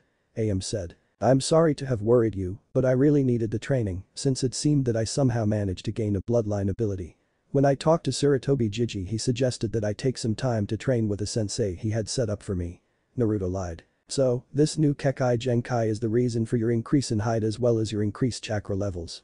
Shino inquired. Naruto nodded. "Yeah, I've had it for a while, but never had anyone that I could train with so that I could learn what it didn't, but it basically deals with the body, but I'm not sure if that's all. I've noticed that my stamina has increased as well, and I was already a stamina freak to begin with. Sugoi, Naruto-kun is even more amazing than ever. Now that he has his own Kekai Genkai he will be even stronger than before. I just hope that I don't become a burden on him or Shino in the future. I would hate for Naruto-kun to treat me the same way he treated Sakura-san." Hinata thought. "And Naruto-kun, I've noticed that why you are acting differently than before. Is that because of your Kekai Genkai as well?" Hinata asked, struggling to control her stuttering habit. "No, that's not the reason why I'm acting this way. The way that I used to act during the academy was merely a mask that I created. For a long time I was treated rather badly and I don't know why. I wondered if it was because I was an orphan from the Kyuubi attack or it was because of my parents. I learned that if I acted like an idiot then, people tended to ignore me, so that was why I acted the way I did all of the time. When I became a genin I had a talk with Sarutobi Gigi and he told me to drop my mask since if I was going to have teammates then they should get to know the real me." Naruto replied. AM and Tucci didn't say anything since this was the first time they had heard this story, but they knew why Naruto chose to act this way. It wasn't his fault that the Yondaime chose Naruto to seal the Kyuubi into him, but instead of treating him like the hero that he was they treated him like the worst criminal. Luckily, they were able to see that Naruto was just a lonely boy that yearned for some form of attention. That was why they treated Naruto the way that he should be treated and did whatever they could to make his suffering more tolerable. Hinata was aware of the way that the civilians and many of the shinobi treated Naruto from the many times she had followed to watch her crush train. She didn't see why they would treat someone as nice and caring as Naruto too with hateful glare and spiteful words.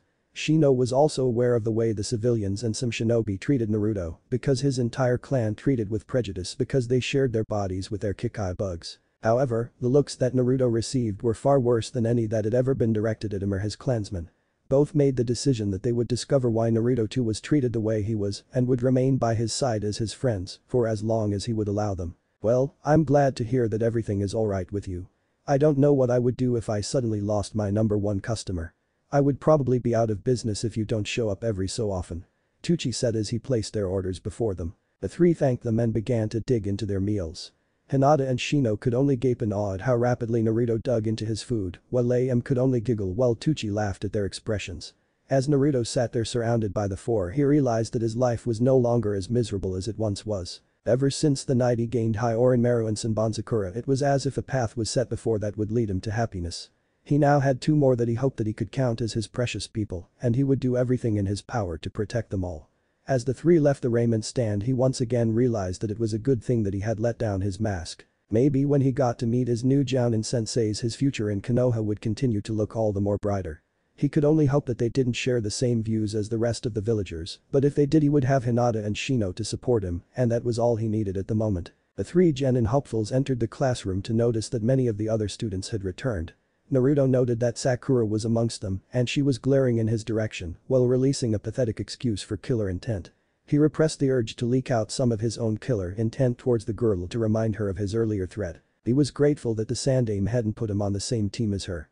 He knew he would have to listen to her day after day harping about how he was trying to upstage the king of brooding when he began to show his true skills. I guess my little display earlier didn't really affect her that much. As long as she doesn't try anything anymore I won't worry about her. Naruto thought. He followed Hinata and Shino while noting that many of the members of Sasuke's fan club was looking at him while blushing and felt a shiver run up his spine. Kami help him if they started chazzing him the way that chazzed Sasuke, but he was disappointed with how shallow some of these so-called kunoichi were. He wondered when they would realize that with how unstable Sasuke was maybe they would focus more on their own shinobi skills. Naruto-kun, you make it sound as if it is such a terrible thing that they have begun to find you desirable. If they had taken interest in you earlier you could have motivated them to improve by saying that you required a strong companion. That way they would have trained in order to show you they were strong in order to gain your attention, much like your teammate Hinata does. Senbonzakura said with a giggle. That may be true, but I don't think I could handle being chazzed around the village on a daily basis. Plus, a lot of parents would have been angry with me and claimed that the demon child had enchanted their daughters. Was Naruto's mental reply. That is true, but Hinata would be perfect for you if she were to overcome her shy nature. I can tell from your memories that she seeks your approval, but I also know why you don't pursue her is also a factor. Senbonzakura said. I need to be patient until the time that I can show the village that I am not the demon that they make me out to be. If I can ever gain their acceptance then my life will be a lot easier. I don't want anything like what happened to Kani to ever happen again if I can do anything to prevent it. Naruto replied. Senbonzakura chose to remain silent as she was aware how much of a painful subject Kani was for Naruto. However, Kyuubi decided at that moment to enter into the conversation after being silent for so long. I don't understand why you chose to grieve over the fate of the female kid so much since you were so powerless at the time. You should just exact your rightful revenge on these pathetic ninja and the civilians that were responsible. With the power you have at your disposal it would be such an easy task. Kyuubi said. I chose not to since it would not be what Kani would want me to do. I would prefer not to pull an Itachi and wipe out the entire village. I want to show them that I am more than you in a human form. Besides, I have others that are precious to me, and as long as I have them then, I won't do anything to this village. Besides, how can I reach my dream to become Hokage and surpass Yondaime if I start attacking villagers like that? I want to gain some form of acceptance even if it is just a little bit. Naruto replied. I still believe that you are wasting your time trying to prove yourself to these pathetic fleshbags. Soon you won't even be one of them, and do you think that they will accept you once you ascend to a Kitsune Hanyu? They will scorn you even more and will truly come to see you as my reincarnation. That is why Biju like myself and the others have such little respect for humans. In your small minds you believe that you are the ultimate existence of Kami and that anything else is demonic in nature. Many don't even realize that creatures such as your summons are demons known as dire beasts, yet they are praised with reverence, even though they are demons of lower level that we Biju. Kyuubi said in irritation. I was told once before that a person can understand things to a great level of enlightenment when told something, but people are ignorant of the truth that is right before him. Many may scorn demons, but I am sure that are some that praise your very existence, whether it is for good or evil. I'm not entirely sure that you aren't entirely evil, since I don't know the reason why you attacked the village. I don't know if all that you have done to help me is perhaps some sort of way to manipulate me to help you later to finish what you started. According to legends, Kitsune are known to be tricksters and I have other manipulate me before when I was younger. That is why I'm not so easily trusting of people. Naruto retorted. You're wise not to be so trusting of me since you don't know my true reasons for helping you. However, if I were to try to manipulate you, then your Zanpakuto spirits would do everything in their power to stop me. However, if your will is weak then they would have very little power. Until you prove to me that I won't be disgraced by having you as my vessel then, it wouldn't be wise to fully trust me. I will only tell you my reasons once you prove yourself worthy and you have a long way to go, kid. Kyuubi said with a smirk. I don't know how I can really prove myself to you, but I will continue to follow my own nindo and protect those that are precious to me. I have been hiding behind my mask for so long, and I'm ready to show the world that Naruto Uzumaki isn't the loudmouth idiot that always claimed he would become Hokage. I'm going to become the strongest and prove to everyone that I'm a serious shinobi of Konoha. I owe that much to Kani and everyone else that is precious to me." Naruto said. "Well said, my young friend. You possess the will to endure everything that has been thrown at you and retain your true self. You chose to remain in the light and become a protector, and instead of allowing the darkness to swallow you and become the village's self-fulfilling prophecy. This is why myself and Senbon are eternally grateful that we are your partners." Orochimaru spoke for the first time. "I agree with Orochimaru when he expresses why we were chosen as your partners, as we represent your desire to protect others. Our power will always be at your disposal as long as you stay to the path that you have chosen. You are a protector, and that desire will make you as powerful as you strive to become. A person can truly become stronger than their perceived limits when they have those precious that they wish to protect." Senbon added. "Enough of this sentimentality from the three of you. I'd rather be roaming your memories than listening to this." Kyuubi said with a growl. "Well, tough for you since I follow my own path and you're just going to have to enjoy the ride because this is who I am," Naruto said as he cut the mental link. He was unaware of the satisfied chuckles of Orochimaru and Senbon and the aggravated roar of feminine fury from Kyuubi. He began to idly strum his fingers on his desk as he waited for the lunch break to end before they could meet their Jounin sensei. He was suddenly aware of two chakra signatures on the edge of his awareness, but they both felt suppressed. He began to look around the classroom in search of the signatures and noticed a shimmering in the far corner at the back of the classroom. He realized that it was a genjutsu, and even though he wasn't proficient at it because of his huge chakra reserves, he was still able to detect and dispel them. However, he didn't dispel this one since he wondered who would go through the trouble of using a genjutsu to hide themselves and observe the classroom for whatever the reason. Maybe it's one of those that hate me and was hoping for the opportunity to catch me off guard, but why in a place like this? Perhaps they were thinking that if they attacked me in front of everyone that I wouldn't try to fight back and make me an easy kill. Do they really think that endangering the lives of the heirs of so many prominent clans just to get at me would be such a great idea? Such foolishness is why I wonder why I want to protect this village at times and become its leader. If I was really an evil demon then, I would kill them and everyone else in this room with little remorse," Naruto thought. Naruto was drawn from his thoughts by someone sitting next to him and turned his gaze to see Ino sitting next to him, smiling. Choji and Shikamaru were sitting in the row below them, and the pineapple-haired genius was quick to note the frown that Hinata was now directing at the platinum blonde. Naruto cocked his head to the side for a moment as he gazed at the girl, an act that many of the girls thought was kawaii. "Can I help you with anything, Yamanaki-san?" Naruto asked. He still wasn't too sure what to make of one of Sasuke's biggest fangirls. "Don't need to be so formal with me, Naruto-kun. I just wanted to have a talk with you since it's been such a long time since I've seen this side of you," Ino replied, still smiling. "What do you mean by that?" Naruto asked with his head still tilted. Ino leaned closer much to Hinata's growing displeasure. "You know exactly what I mean. This reminds me of the way that you used to act when we first became friends when we were younger. You used to be so cool back then, and I really like that about you.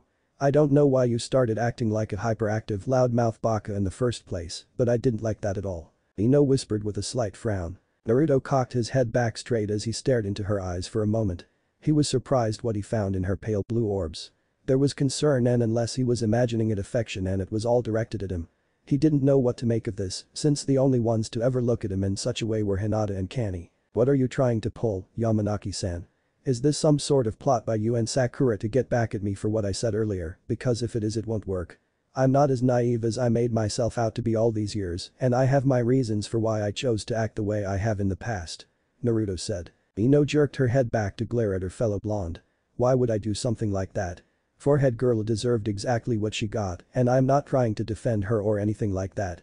I'm not as shallow as I seem, and I thought you would have at least remembered that since we used to be friends. I also seem to recall that you ended our friendship after I started acting differently in order to chase after Sasuke. If you were truly my friend then, something like that wouldn't have affected our friendship in the first place," Naruto retorted as he turned his gaze away from her. Shikamaru and the others were now being drawn into the conversation and wondered how Ino would respond.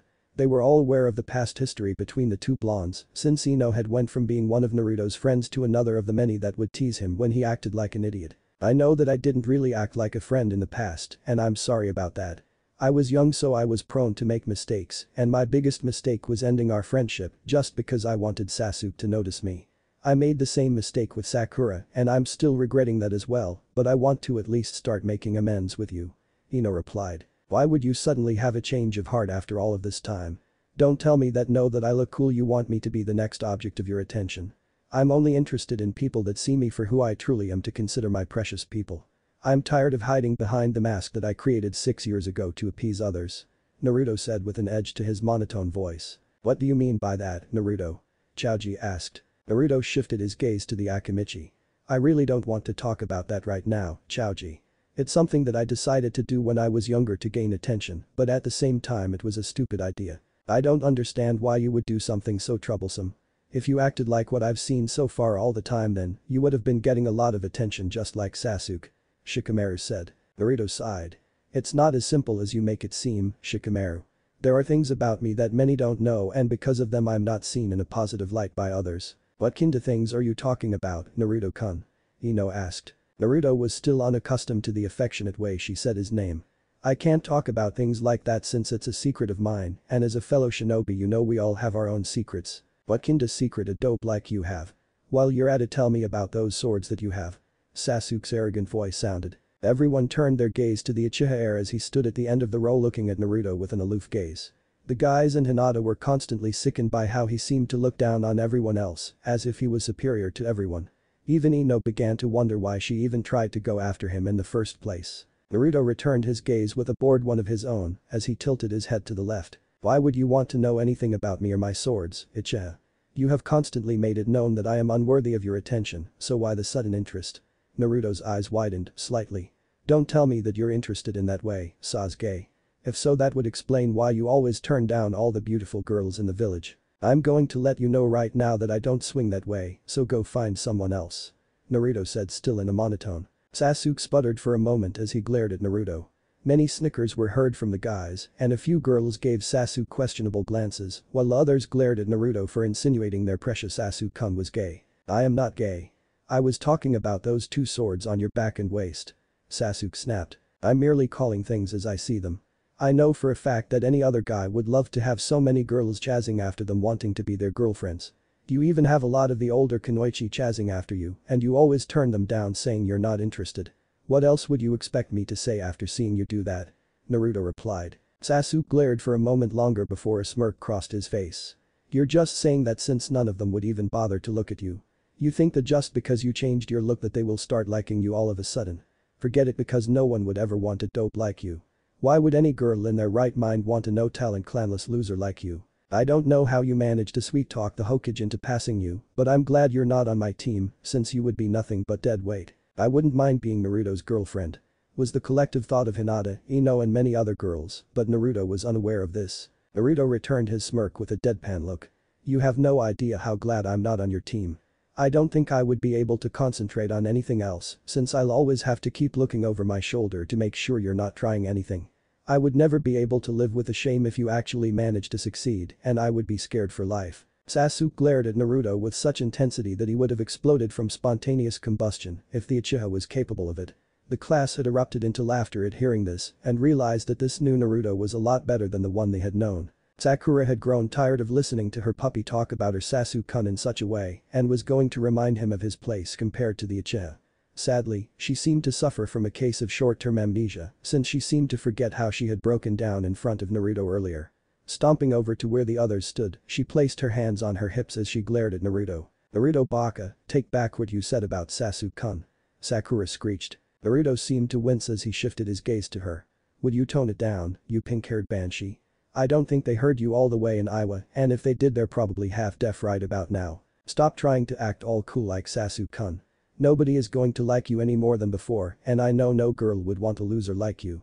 Plus, if you think I'm going to start liking you then, you can forget it because you will never be as great as Sasuke-kun, so save yourself the embarrassment. Sakura snapped at a much more moderate level. Naruto clasped his hands in a prayer as if thanking Kami as he looked towards the roof. You have no idea how happy you made me when you said that. I would probably be just as creeped out as if Sasuke was jazzing me if I had a flat-chested pink-haired man trying to come on to me. Sakura seethed with rage as laughter echoed around the classroom. How dare Naruto baka talk to me like that? Ja. Put our puppy in his place for being a bad boy. Inner Sakura exclaimed. Before Sakura could rain down righteous female fury on Naruto, Sasuke decided to speak up again. "Though, I do know where you got the new attitude, but if know what's best for you then, you'll knock it off. I wouldn't mind reminding you why I'm the rookie of the year, or have you forgotten how easily I used to wipe the floor with you in our spars?" Sasuke smirked with an air of arrogance. Although Naruto had no intention of following up Sasuke on his challenge, both girls beside him grabbed an arm to prevent him from moving.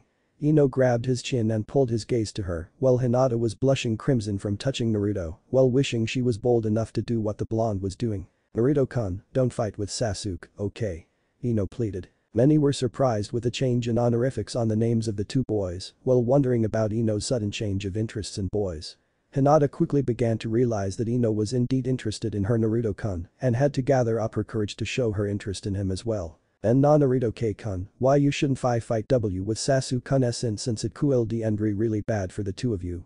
I don't want you to get into any trouble, so please don't," Hinata said while proud she managed to control her stuttering some. "Sasuke, stop being so troublesome," Shikamaru drawled. "Just because Naruto embarrassed you doesn't mean you have to fight him. Yeah, I agree with the lazy bum since you already proved you're his alpha, but neither of you can hold a candle to a specimen like me. I would wipe the floor with both of you without even using Akamaru," Kiba boasted. Sasuke quickly turned his glare to the Inuzuka and sneered at his teammate. "You're just as bad as the dope even if you are from a clan, but still just another loser. I don't even know why I'm bothering with any of you, since none of you are even worth my time." Sasuke cast a final glare at Naruto before turning away with Sakura following, while glaring at Naruto as well before trying to gain Sasuke's attention. She was ignored as usual as Sasuke went into his normal brooding mode.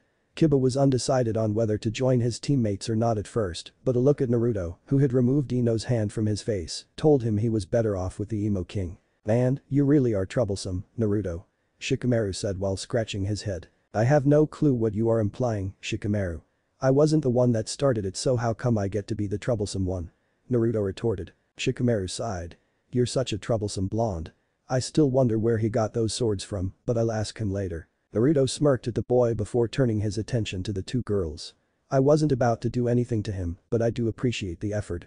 However, I don't think the two of you need to try and hold me down anymore.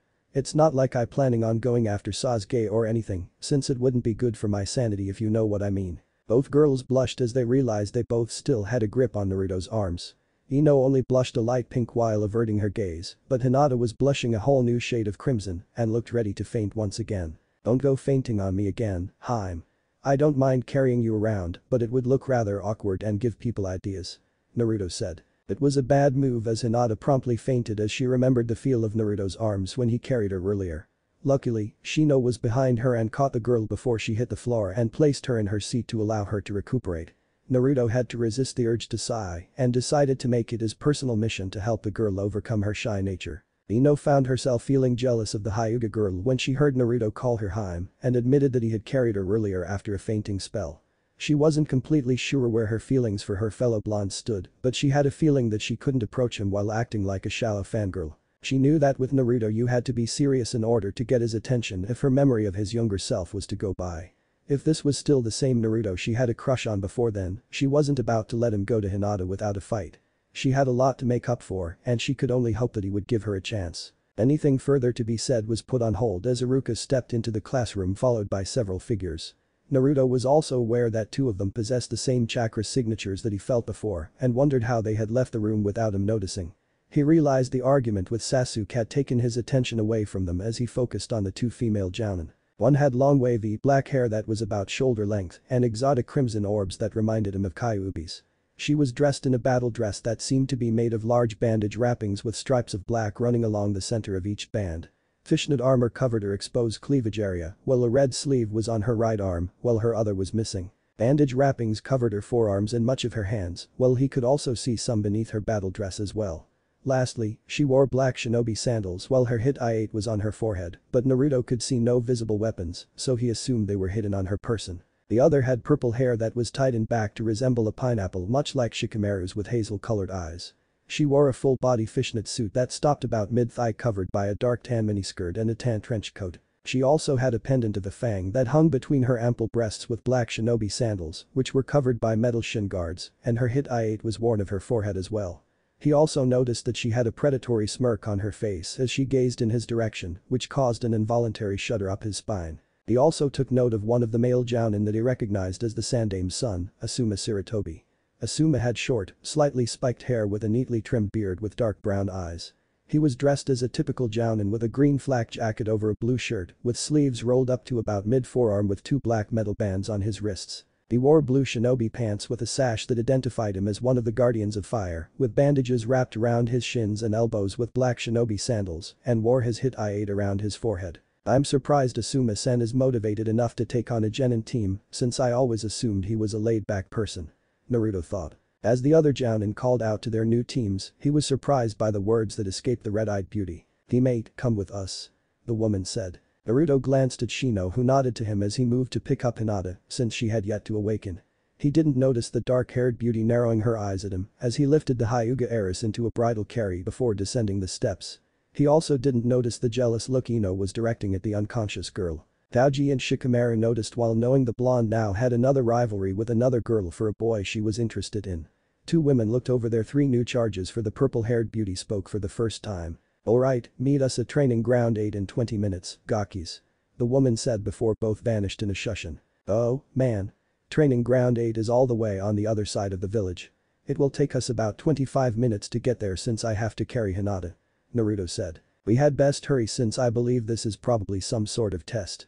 We must make a good impression if we want to be taken seriously," Shino said. "Let's take the window then," Naruto said as he made a dash to the open window. He bounded out the window and began to roof hop towards their destination with Shino close on his heels.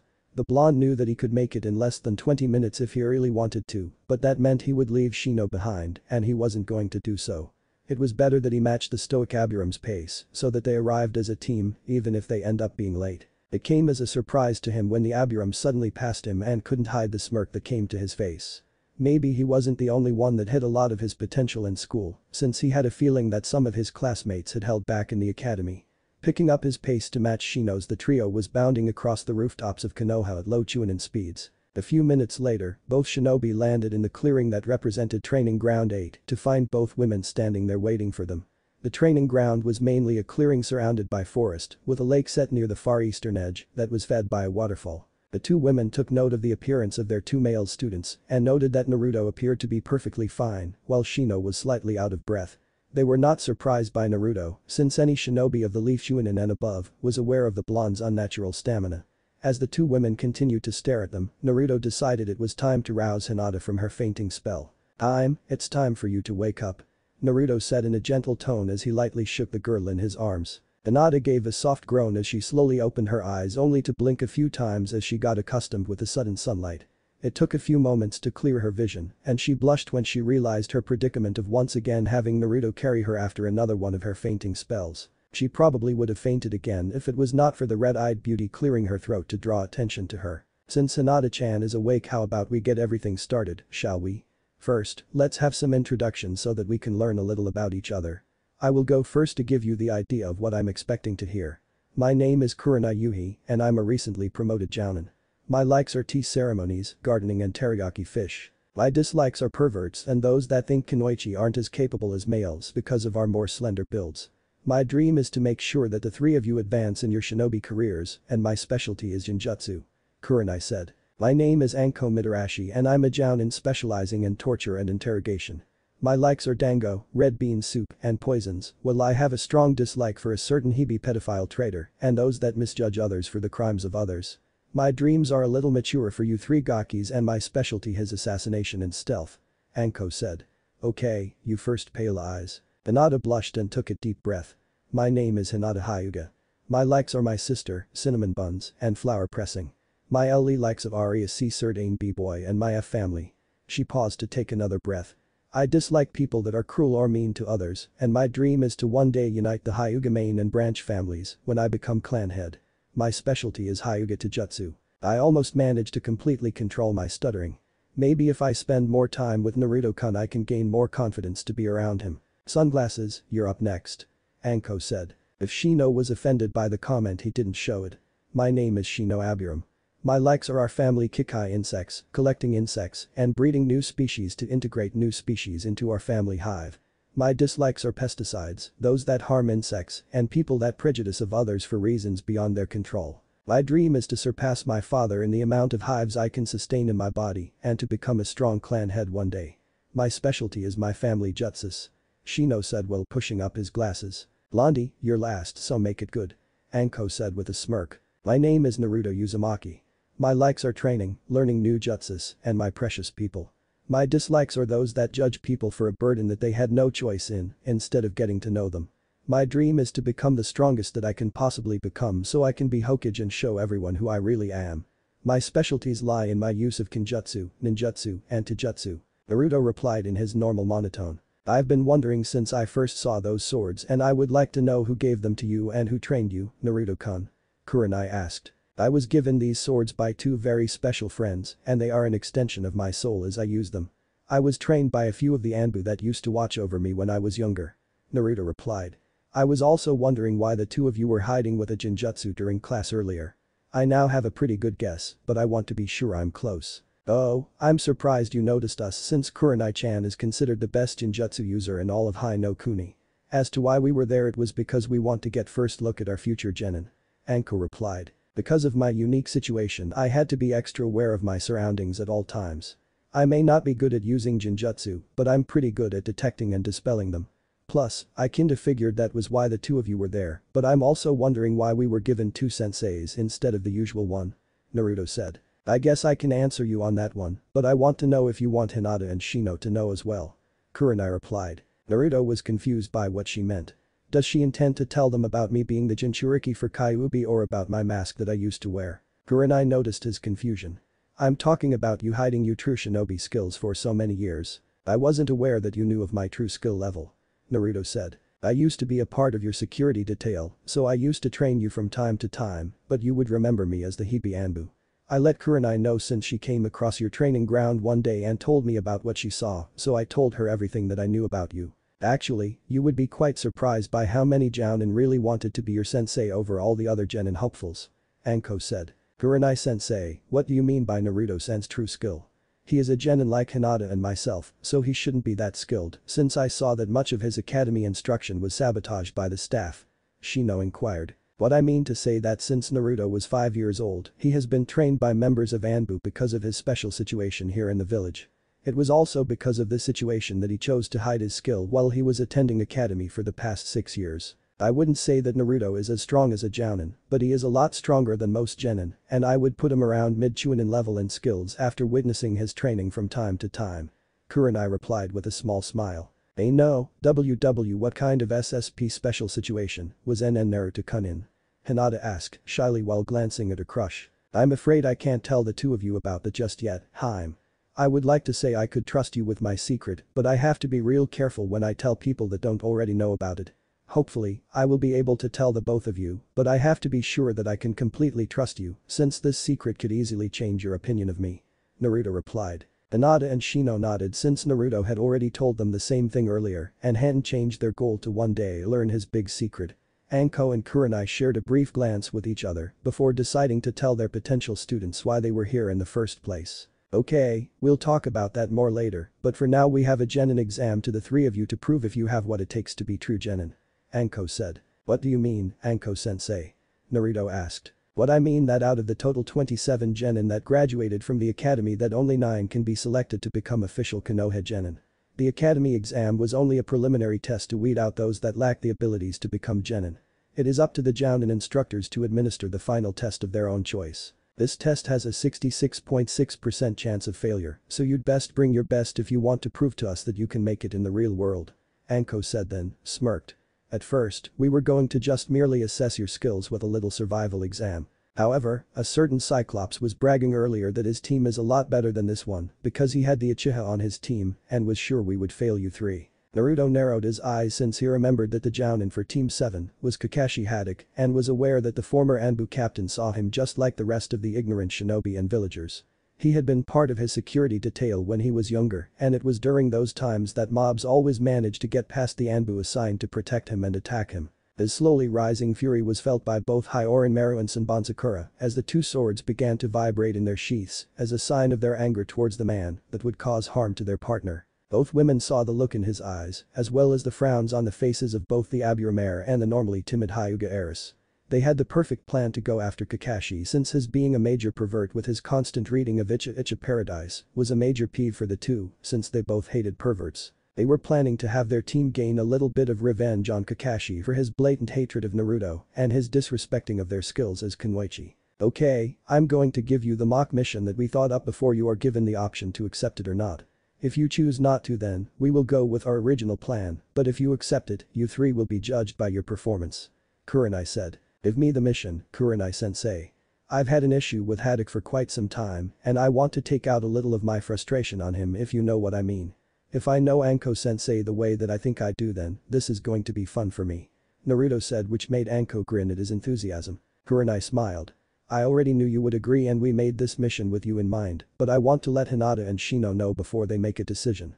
As you know, Kakashi is supposed to be giving Team 7 his own exam to see if they pass. However, Kakashi has a habit of being at least 3 hours late for just about everything, so he won't be giving his test for about another hour and a half, which would make it about 11 before he begins. The mission that we have for you is Kakashi has a certain little orange book in his possession that he highly values. The mission is for the three of you to wait until he begins his test to attack him and retrieve the book from him which is normally kept in his rear pouch and return it to us. However, since he will also be testing Team 7, you are to attack while at the same time not interfere with their own attacks on him. Now, do you three Gakis think you can handle this mission? Anko asked with a sadistic grin. If you don't accept this then, I will just take my time testing you in my own special way. I think I speak for both Hinata and myself when we agree with Naruto-san in taking the mission. Shino replied while Hinata nodded, not trusting herself to speak. Anko rubbed her hands in glee. I was going to love the three of you. Now the three of you get together and plan on how you're going to take Kakashi's book. Don't forget that he isn't a jounin for nothing, so plan carefully and we wish you luck. The three genin hopefuls nodded to their senseis before gathering to make out plans on how to deal with Kakashi. Anko and Kurenai overheard a few of their plans and had to admit that some had the potential to bring Kakashi or any other jounin down and were proud of the three. If they actually managed to accomplish their mission then, they would be more than qualified to become genin. Plus, it would be a bonus to see the great Kakashi Haddock taken down by three genin fresh out of the academy. It was a while longer before the three decided on an initial plan, as well as several backups. Surprisingly, it was Hinata that suggested their most effective plans, and the praise she received from Naruto had the girl blushing as she swelled with pride at impressing her crush. With their mission and plans ready to be set in motion, the three made their way over to Training Ground 7-7, where Team 7 was to be waiting for Kakashi to show. Anko and Kurenai maintained a reasonable distance to watch the proceeding and see how well the three could work together. 1 hour later, Hinata, Naruto, and Shino were all in position as they waited for Kakashi to make his appearance. Since he was a jounin, they made sure to suppress their chakra as far as possible in order to mask their presence. Hopefully, Kakashi wouldn't be alert enough to pay them any notice since he would most likely just be expecting Kiba, Sakura, and Sasuke to be waiting for him. They had set up several traps to aid them while positioning themselves in a triangular formation around the training ground. Shino had released his Kikai insects in order to scout the area to give him a better overview of all the angles to attack from, while Hinata used her Byakugan to look over the entire area. Naruto used his cage bunchins to henge into various wildlife as well as rocks so he could prepare a better ambush against Kakashi if he had to. It was only a moment later when Kakashi appeared in the clearing via leaf shushin, and both Kiba and Naruto had to cover their ears when Sakura berated Kakashi about being late. They listened as he explained to the three about their objective of their test, which was to acquire a bell from him.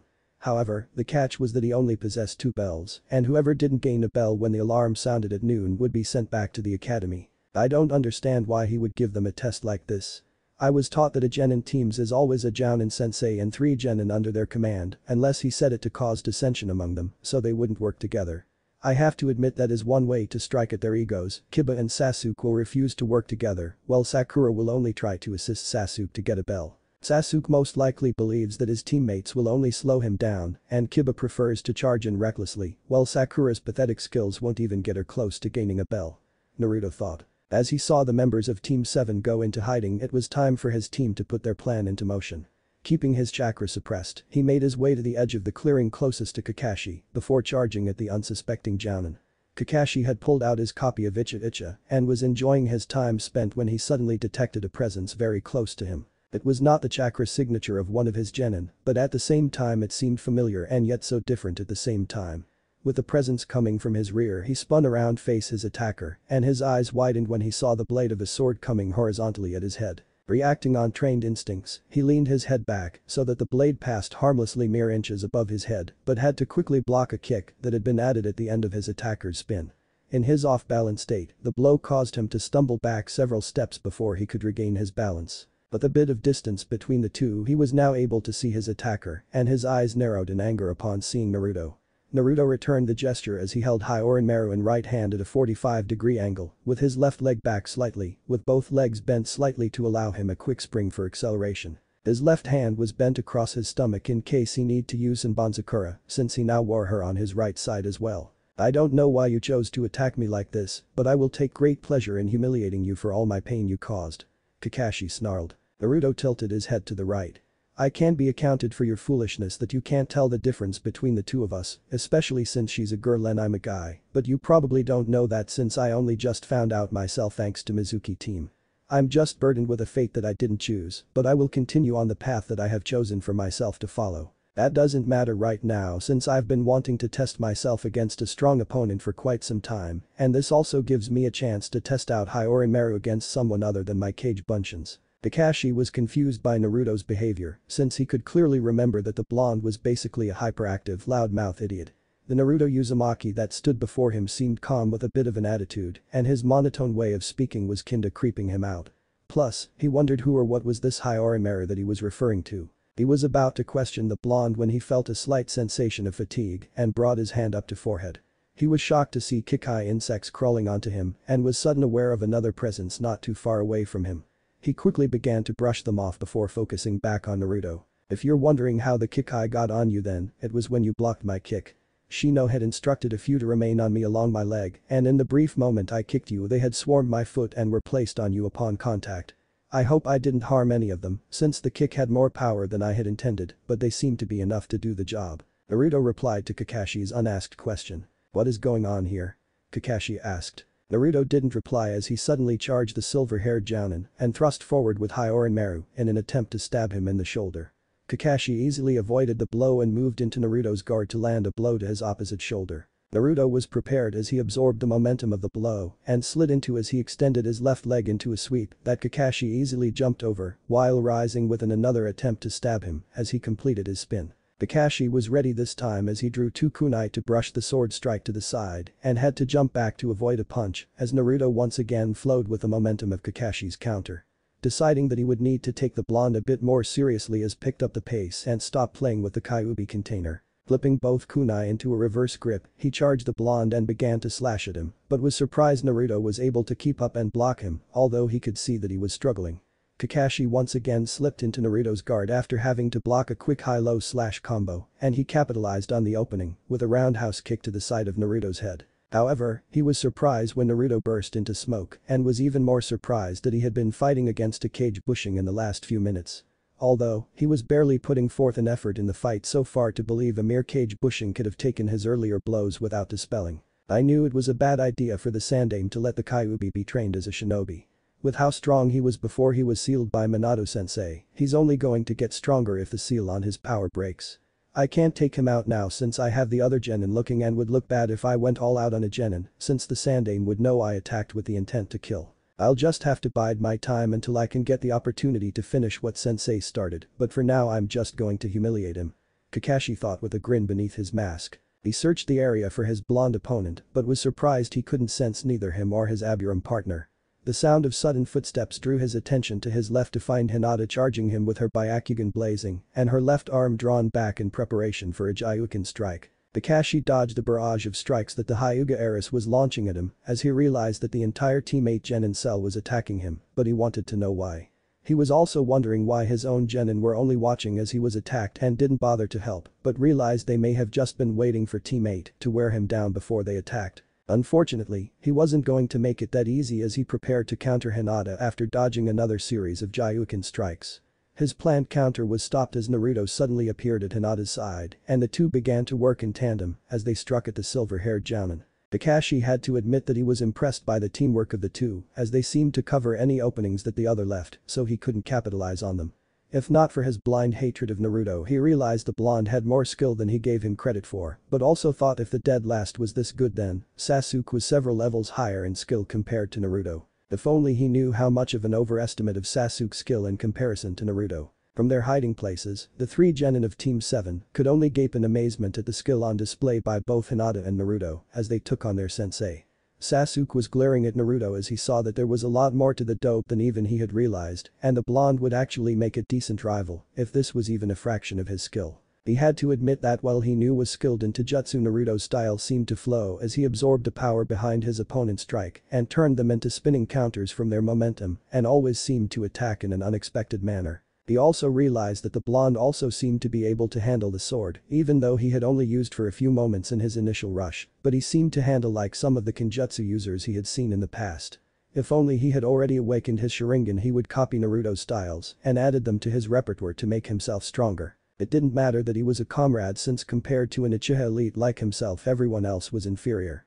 Even the Hokage would be nothing to him once he gained the power of his Sharingan, and any techniques would be his for the taking. Kiba was also glaring at Naruto since he was so close to Hinata, who the Inuzuka had long since claimed as his future mate. He watched Naruto's show of skill, but in his mind he was still an alpha and his skills were far greater than Naruto's. He rationalized that since Hinata was from the prestigious Hyuga clan, she would never associate with a clanless dope such as Naruto. He actually seemed to think that Hinata's fainting spells around the blonde was her way of displaying her disgust for Naruto, but as a blonde, he was too stupid to take the hint and leave his woman alone. Soon he would take the opportunity and show Naruto that he was not in his league, and once he defeated the Uzumaki, Hinata would be eternally grateful, ridding her of his presence and shower him with her love. Lastly, Sakura was also glaring at Naruto, but hers was out of jealousy rather than awe of his skills, which she reasoned were nothing compared to her Sasuke-kun. In her mind she was angry that with Naruto's change in appearance as his lack of interest of her was an unforgivable sin. It didn't help that her number one rival for Sasuke's affection now seemed to be interested in him along with Hinata, who had always had a major crush on the blonde for years.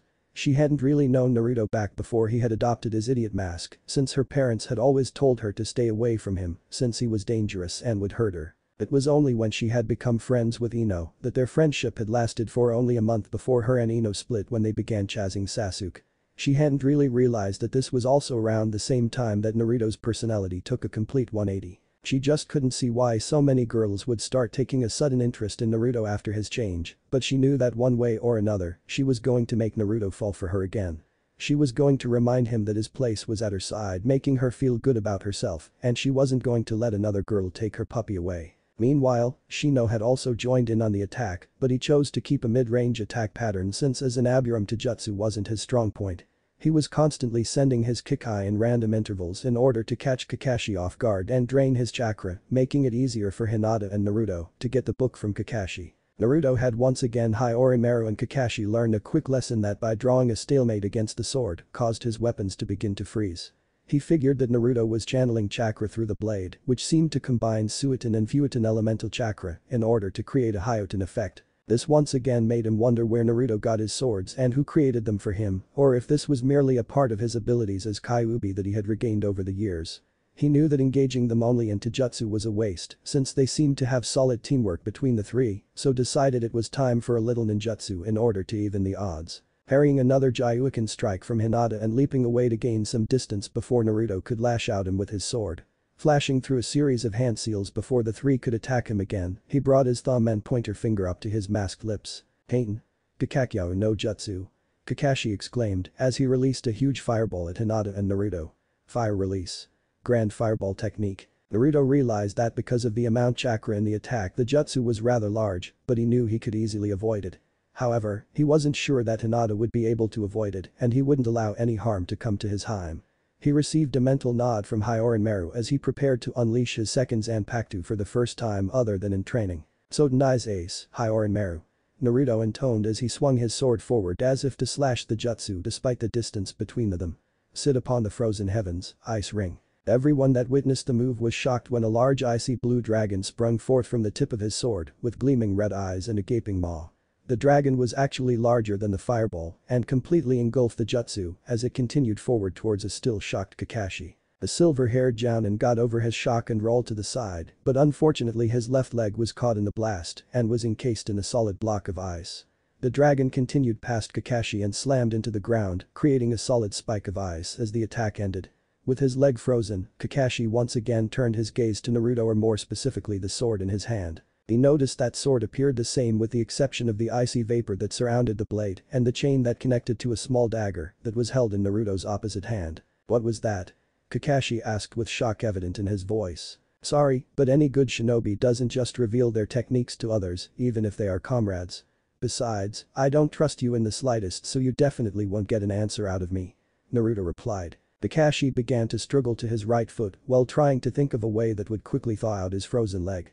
He wasn't allowed much time to relax as Naruto suddenly vanished from his sight as he heard a sudden swoosh sound behind him before the tip of Hyorinmaru was pressed against his lower spine. He looked over his shoulder to see that Naruto was standing behind him with the same bored expression of his face he had the entire time. Sorry, but this game is over, Haddock-san. With your leg frozen and my sword aimed for a disabling blow, you don't have many options. Especially, now that Shino has managed to cover you with his Kikai and Haim is ready to disable you with a few Gyuken strikes. Naruto said. Kakashi realized that Naruto was right as he realized the situation that he was now in. If he made a move, he could either be struck by Hinata or Naruto and drained of his chakra by Shino, which would leave him completely helpless either way. He was still trying to figure out Kakashi Haddock the copy ninja, had been taken down by 3 genin fresh out of the academy. Although, he also rationalized that he was also up against the now human form of Kyuubi, whom had also cost the life of his sensei father figure. With a heavy sigh, Kakashi knew that he had to swallow his wounded pride and accept defeat this time. Okay, the 3 of you got me, even if I only guess this was part of your genin test made by Anko and Kurenai, even if I don't know why. Kakashi said. Naruto nodded, and with a mental command the ice around Kakashi's leg shattered as he was left with a sensation of numbness. It would take him a few minutes to get enough chakra flow through his leg in order to restore proper movement. The 3 genin moved out of their finishing positions and stepped back a few feet from Kakashi. Naruto grinned. The mock mission of teammate is completed and we will take our leave now. Kakashi didn't get chance to ask them what their mission was as the 3 fled from the clearing with Hinata and Shino following Naruto to where he detected Anko and Kurenai to have been hiding. The silver-haired Jounin could only scratch his head in confusion before turning his attention to his own genin. Since they hadn't bothered to help him during his fight with teammate, he was going to take out some of his pent-up frustration on them as he taught them his own version of a lesson on teamwork. It wouldn't be long before he realized the true purpose of teammate's mission and would pass his team out of episode of extreme depression. Meanwhile, teammate once again found themselves in training ground 8 as they stood before Anko and Kurenai, whom sported proud grins. The reason why was because Naruto held Kakashi's copy of Icha Paradise in his left hand before presenting it to Anko for her to inspect. After making sure that it was the real deal before nodding to Kurenai as they congratulated their new genin cell. That was excellent work, Gakis. We were impressed by how easily the 3 of you seemed to work together on your first mission together against someone that was a superior opponent. I can already see that you 3 having the potential to go far if you continue at this rate. Anko said. The only plausible reason we seemed to be able to defeat Haddock-san was because he underestimated us due to our status as new genin. If he were to treat us as normal enemy shinobi, we would have had a much tougher time defeating him. Shino said. You're absolutely right, even if he started to take you 3 seriously towards the end, but it was a little late. One aspect of being a shinobi is to deceive your enemy and draw them into a false sense of security, which will cause them to lower their guard and make it easier for you to take them down. However, Haddock has always been overconfident of his skills because of his Sharingan eye hidden beneath his headband. If he had used it to take on the 3 of you, I doubt you would have succeeded despite your teamwork. Anko said. Noa Anko-sensei, how can Haddock-san have a SH Sharingan if he is not a Uchiha like Sasuke-san? Hinata asked, the adrenaline in her system allowed her to stutter a lot less. Back when Kakashi was on Yondaime Sama's genin team, he was teamed with an Uchiha named Obito and a girl named Rin. During the last war, Kakashi lost his left eye in battle, while Obito had been caught in a rockslide made by the enemy. Rin was a capable med-nin and at Obito's request, replaced Kakashi's missing eye with Obito's recently awakened Sharingan eye. This was the day Kakashi began his legacy to be known as the Sharingan Kakashi, the man who has copied 1,000 jutsus. Kurenai replied. Naruto scoffed. That is one of the reasons I never really liked the Uchiha and their belief they were superior to everyone else. They stole the hard-earned success of other shinobi even if it was an ally and made it seem like the skill was theirs to begin with. Their Kekai Genkai allows them to learn things so much easier than others since all they have to do is copy someone else's techniques. It's not as simple as it seems because even Kakashi has admitted that certain jutsus are next to impossible for him to have used more than once. I don't really know what he meant by that, but back when the Uchiha clan was still in Konoha, they kept the secrets of their Kekai Genkai closely guarded. To this day many still believe that there is more to the abilities of the Sharingan than they told the Council of Konoha. Anko said. I feel sorry for the day Sasuke tries to copy a technique from me, since he'll learn the hard way that some of my techniques come with a price that only I can pay. I already know that he was most likely trying to copy what I was doing in my fight with Haddock and is probably going to demand I give him my sword or show him some of my techniques, but won't get anything from me. He may get pampered by the civilians and some of the shinobi since he's the last Uchiha, but to me he's nothing more than a spoiled gaki, and I have my own special way of dealing with those type of people. Naruto said with a smirk. Kurenai had to resist the urge to shudder as she realized how much Anko had trained Naruto when he was younger, since the grin was reminiscent of hers whenever she was about to torture some unlucky soul in her own special way. She glanced at her close friend and saw an almost identical smirk on her face and could only mentally groan while hoping she didn't have to deal with a male and female Anko on a regular basis. She didn't need Shino and especially Hinata being traumatized by them or Hinata learning Anko's seduction techniques to use on Naruto. Although, she would be the first to admit that this new Naruto seemed a lot more attentive than he was during the academy and had to remind herself that it was merely because of his mask that he created. She clapped her hands to draw the full attention to herself before she addressed the three genin on their next activity for the day. Well, that's enough of that for today, since we would like to officially announce the three of you as the new teammate under our command. As a reward for such a complete success we will take you three out to eat. While we're at it you can explain your plan to us and we will give you some advice on ways you could have improved even if it wasn't by much since your teamwork was spectacular. Kurenai said. The three nodded and followed the two women as they made their way back towards Konoha's business district. They all laughed with how excited Anko became when she decided for everyone they were going to the dango shop and was walking at a rushed pace since they chose not to roof hop so they could talk more along the way. As Naruto walked alongside his larger group of comrades, he realized that his list of precious people were growing and wondered what other surprises should he expect in the near future. He knew that as long as he had his team to back him, he would face any enemy that stood before him as he continued on his path to greatness and show everyone that ever tried to put him down their mist. What if Naruto has Minato Seal Shinigami inside? Thanks for watching my video till the end. If you enjoy this content, then do consider subscribing to my channel and leave a like if you guys need the next part, comment down, and thanks for watching the video and see you guys in the next video.